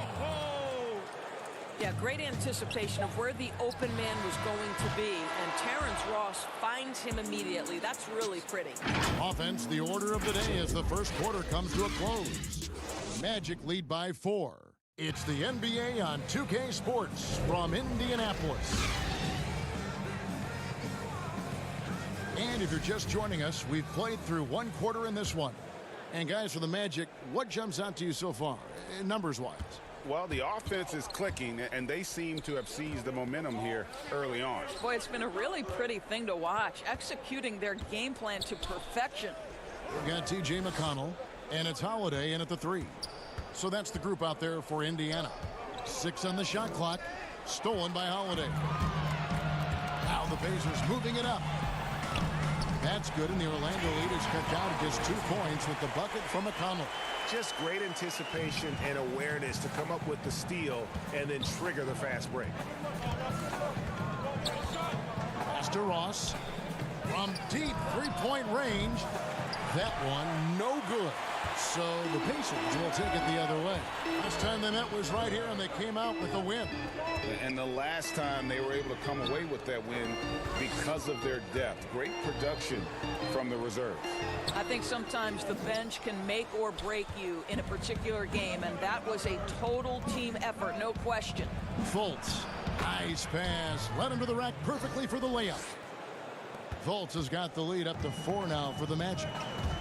Well, obviously a rough start to the career of #1 pick Markelle Fultz. The shoulder injury sort of takes away his shooting ability when the Sixers trade him away. You're rooting for this young man to get back to his game. And with this chance, we can show you the real stats, the real scores from the real NBA. Those are the season's top shot blocking teams. Fourth, the Magic. I mean, terrific rim protection. I mean, they rotate and help on the inside as well as anybody. And, of course, you want to keep offenses on the outside shooting jump shots, and that continues to be the goal. So Orlando going with an almost entirely new group here. Vucevic checked in for Bamba. Aaron Gordon comes in for Cam Birch. He's checked in for Ross. And Evan Fournier subbed in for Carter Williams. And some have said, Doris, for Fultz, not just physical issues dogging him early on. Well, I think you have to consider, Kevin, when you are the #1 overall pick, extraordinary pressure comes with that. So now with a new team, perhaps that fresh start gives Markelle Fultz an opportunity to showcase his big-time talent. And, guys, they continue to put a lot of pressure on the interior defenders with their work down low. Here's Oladipo. Out of bounds, Orlando takes possession. And here's a look at some numbers for Brogdon. He hasn't been as sharp in the past 10 games as we're used to. It shows in his passing. The assist numbers down. Even the simple passes look tough for him right now. Maybe tonight he can get back on his game. Aaron Holiday is checked in for Edmund Sumner. DJ Augustine's checked in for the Magic. And the shot goes in. What a pretty-looking catch-and-shoot situation. DJ Augustine. Oladipo goes in. And he gets the whistle. 2 free throws coming up. Well, you think back to Victor Oladipo and his college basketball being played at Indiana University. So when he gets traded to the Pacers, many thought it was viewed as a homecoming. The Pacers making a switch here. Sampson's checked in. There are a few things that you love about Victor Oladipo. #1, the energy and effort he plays with every night. His willingness to carry a load on the offensive end. But more than that, guys, it's the tone and tenor of unselfishness that he sets for this entire group. Vucevic finds Augustine. And it goes out of bounds. That one's off Holiday. And exceeding expectations in Indiana, Victor Oladipo, Doris, remade himself as an all-star. Well, he credits the year he spent playing alongside Russell Westbrook. That relentless attack, that commitment to get better, that commitment to be a threat no matter where you are on the floor. This young man has set the tone between the lines and outside the lines. That ties the game. Oladipo's got 6 in the quarter. And he has really come to life here after a slow start in that first quarter. To the inside, Turner with the steal. For the 3, and the Pacers another 3. Victor Oladipo. 1:44 left in the first half. And Augustine kicks to Fournier. And good. Coming in on the assist by DJ Augustine. When you make a 3 on him, Fournier wants a little payback, and he gets it. Here's Warren. The shot that time, not on target. Gordon with the defensive effort.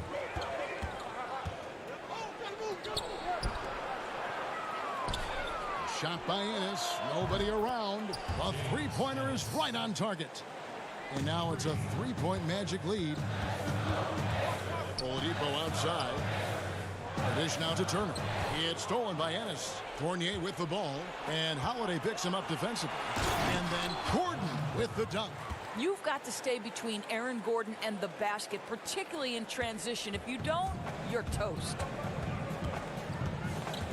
Outside Holiday. Warren. Rebound by the Magic. They have a chance to go 2 for 1 here. Let's see how they play the clock. And now Warren running the floor all by himself. Well, this guy loves to take advantage of mid-range shots. TJ Warren in his comfort zone there. Orlando leading by 3. Pass to Ennis. Outside Gordon. And it's Aaron Holiday with the foul. That's his 3rd foul of the game. 3rd foul of the half, and that's the risk you take leaving him out there. Some changes for Indiana. Doug McDermott comes in for Warren. And Justin Holiday subbed in for Victor Oladipo. And a switcher also for Orlando. Ross is checked in for Ennis.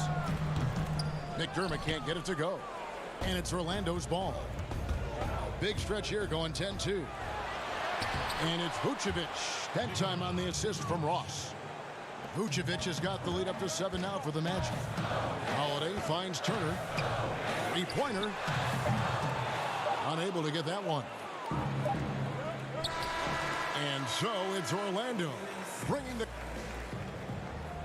Kevin, thank you. Aaron, you all have played at a high level. All right, David, thank you. We'll be back after halftime for the start of the third quarter. It's the 2K Sports Halftime Show. Hello, Best. It was a closely contested first quarter for Orlando. At the end of the period, they held a 4-point lead. Well, for Orlando. And...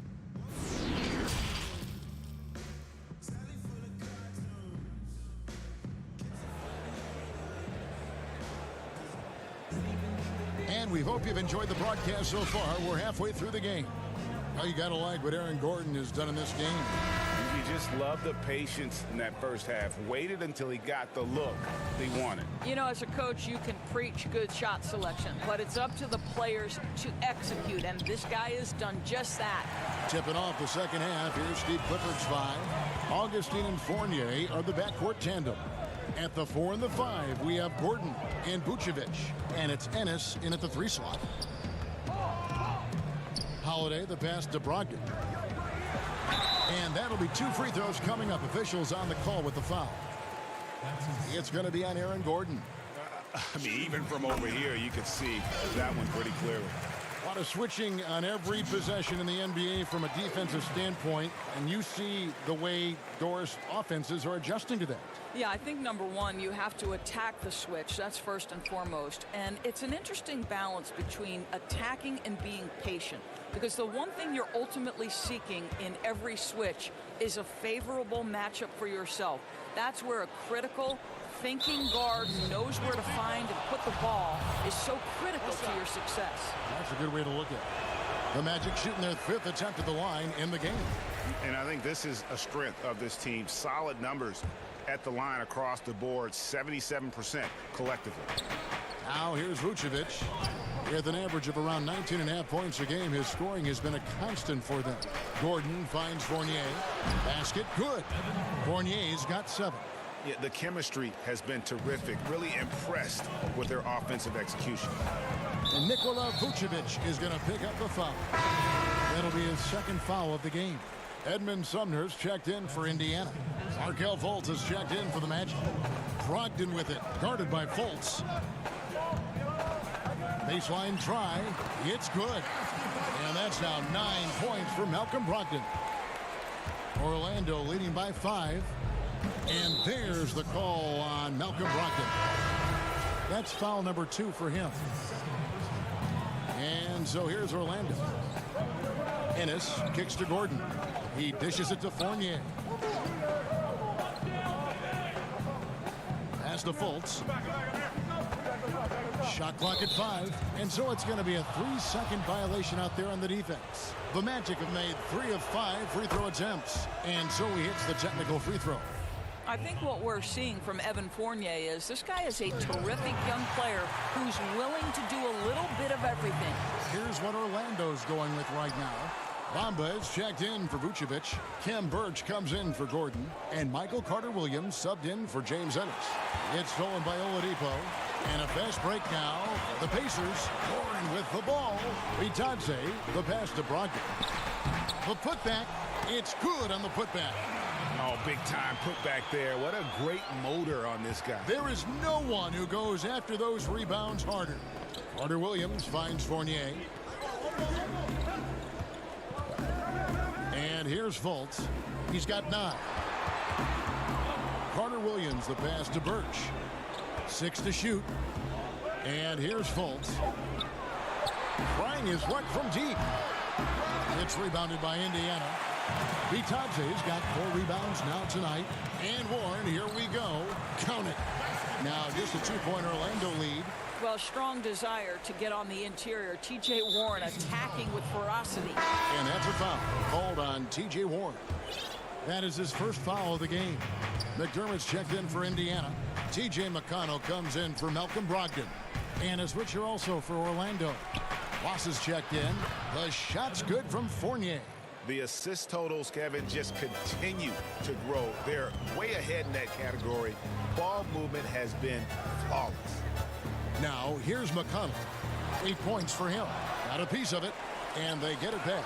I'll tell you, the kind of lockdown defender Mo Bamba can be. Send it back, young man. And it goes down 2 points. And it's a 7-point Magic lead. And that solid play in the paint continues here, guys. 7-footers typically challenged as far as mobility. But, Doris, you look at Mo Bamba. He appears to be very fluid. Well, he's listed at 7 feet. He's actually 7'1" in shoes. And despite that height, Kevin, as you mentioned, Mo Bamba is a very fluid athlete. He's got exceptional feet. Tremendous upside for Bamba. And, folks, he did not luck into that one. He knew just where he wanted to be to grab that backboard. So the Pacers call timeout, their first of the game. Well, you talk about physical gifts for the game. Mo Bamba, a 7-footer with the longest wingspan, 7'9" and a half, and that gives him a huge sphere of influence. So Indiana ends up with a new group on the floor. Orlando also making some changes. Vucevic checked in for Bamba. Gordon comes in for Cam Birch. And DJ Augustine subbed in for Fultz. That's good, and the Orlando lead is cut to just 7 points in the basket from Holiday. But you look at Bamba able to touch the rim while still on the ground. And he gets off the ground pretty well, too. A good athlete, still getting stronger and developing his feel for the game. But he has something you just can't teach. And so it's Turner with it. He brings it up for the Indiana Pacers. And they're off to Philadelphia after this game as they'll take on the 76ers. That will be a getaway game for them, a one-game road trip. Magic leading by 5. The pass to Ross. Augustine from outside, and he's good on the 3-ball. Augustine's got 5 points so far. DJ Augustine has turned himself into a feared 3-point threat. Beautiful. Yeah, easy call. Indiana shooting their 7th and 8th free throw attempts for the game right here. And typically a strength of theirs, 79% on the season. That's also good, so he hits both free throws. An efficient night from the line. This is a guy who puts in the work and it pays dividends. Here is Ross. He's got 7. Fournier for 3. And again, it's the Magic from deep. Their ability, again, to stretch the floor, particularly in this second half. And guys, boy, when you're hitting, it sure does work. It obviously opens up major options at the offensive end. I always like to hold for the last shot right here. Well, that's great execution if you can do that, because it takes any chance at momentum away from your opponent. Offensive rebound. Vucevic dishes to Gordon. Drops in the layup for 2. And now an 11-point Orlando lead. Well, you have to admire the strength of Aaron Gordon. This guy is adept at finding his way through intense defense. And here at the end of the third quarter, it's a double-digit ball game. It's the Magic as they end the third quarter on a 15-6 run. And fourth quarter basketball will be coming your way on 2K Sports right after this. And now let's go back to a play from earlier as we show you our State Farm assist of the game. Yeah, and I like the fact we get to see this pass one more time. A magnificent feed, and you love to see your off guard taking over the playmaking duties with this much skill. And to me, Jay, you love the unselfishness, finding the best look, and it doesn't matter who's taking it. And with the fourth quarter upon us, time is running out for this game to become competitive. They've got Victor Oladipo, and it's Holiday in at the 1 spot. So that's the group out there for Indiana. Looking at who's out there now for the Pacers. Warren's checked in for Jakar Sampson. And Malcolm Brogdon subbed in for Justin Holiday. And there's the call on Malcolm Brogdon. And that'll be his 3rd foul so far. Ross on the wing. He's guarded by Brogdon. The putback, he hangs in there and cashes in on the second chance points. And the Magic lead by 11. Well, at 6'9", great athlete, Aaron Gordon can be a problem on the glass. The shot by Holiday, no good. Orlando's gotten the three-point shot off 16 times tonight. 7 times they've hit it, 9 times they've missed. And it's sent back by Turner. Here's Warren, finished off the break. Well, I love that T.J. Warren is staying aggressive on the offensive end. Be in attack mode. Magic leading by 9. Pass to Ennis, taken away by Holiday. And Warren, here we go. Ross with the steal, and that's a foul called on T.J. Warren. That'll be his second foul of the game. Orlando, they've gone 1 of 3 from the field to start the fourth quarter. Augustine looking around. We've gone about a minute and a half into the fourth quarter. And there's the call on Malcolm Brogdon. That's his 4th foul of the contest. Yeah, clearly struggling here with the foul. Still early, and just one more will put him over the limit. Now here's Ross. You can see how effective he can be when he's engaged. T.J. Warren needs to keep improving on the defensive end. Wasted no time on that one. Well, if you offer no resistance defensively, he's going to knock down the three. It's really that simple, guys. And we're about 2 minutes into the fourth quarter now. The wide open look here for Vucevic. And he can't answer back. The three-pointer offline. Here's Holiday. And a great assist by Brogdon as that one goes in. Brogdon's got his 4th assist with that last one here tonight. Passes to Ross. Fourth quarter of play, and we're about 2.5 minutes through it right now. Oh, he blocked it and deflects off the backboard. And that one, good. Pacers trail by 6.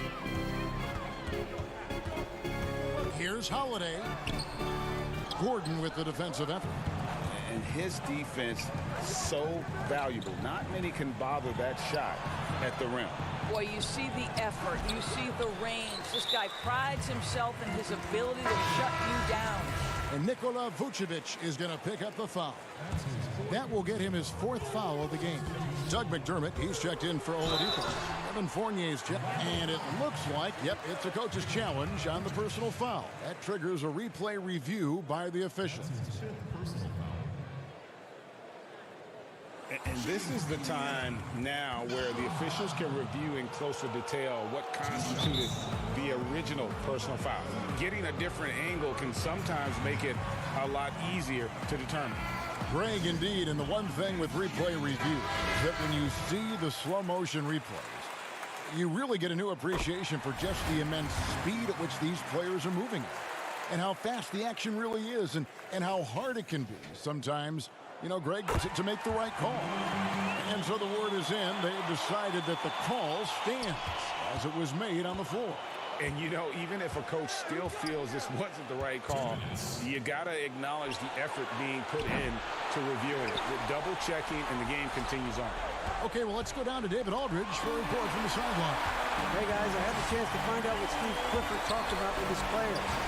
He's encouraged where they are at this point in the game, but he told his guys things can turn in a blink.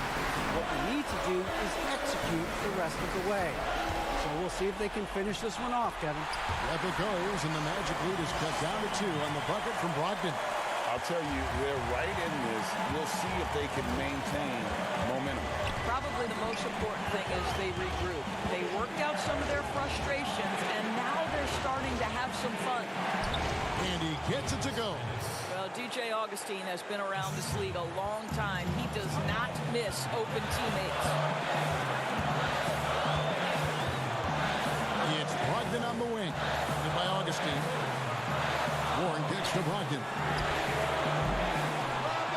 Off target from outside. You know, the ill-advised threes isn't how you want to close the gap. It's got to have better shot selection. And that one, good. And it's a 6-point Magic lead. That's how you share the rock. He does this time and time again.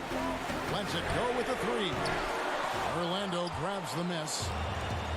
They've led by as many as 11 points.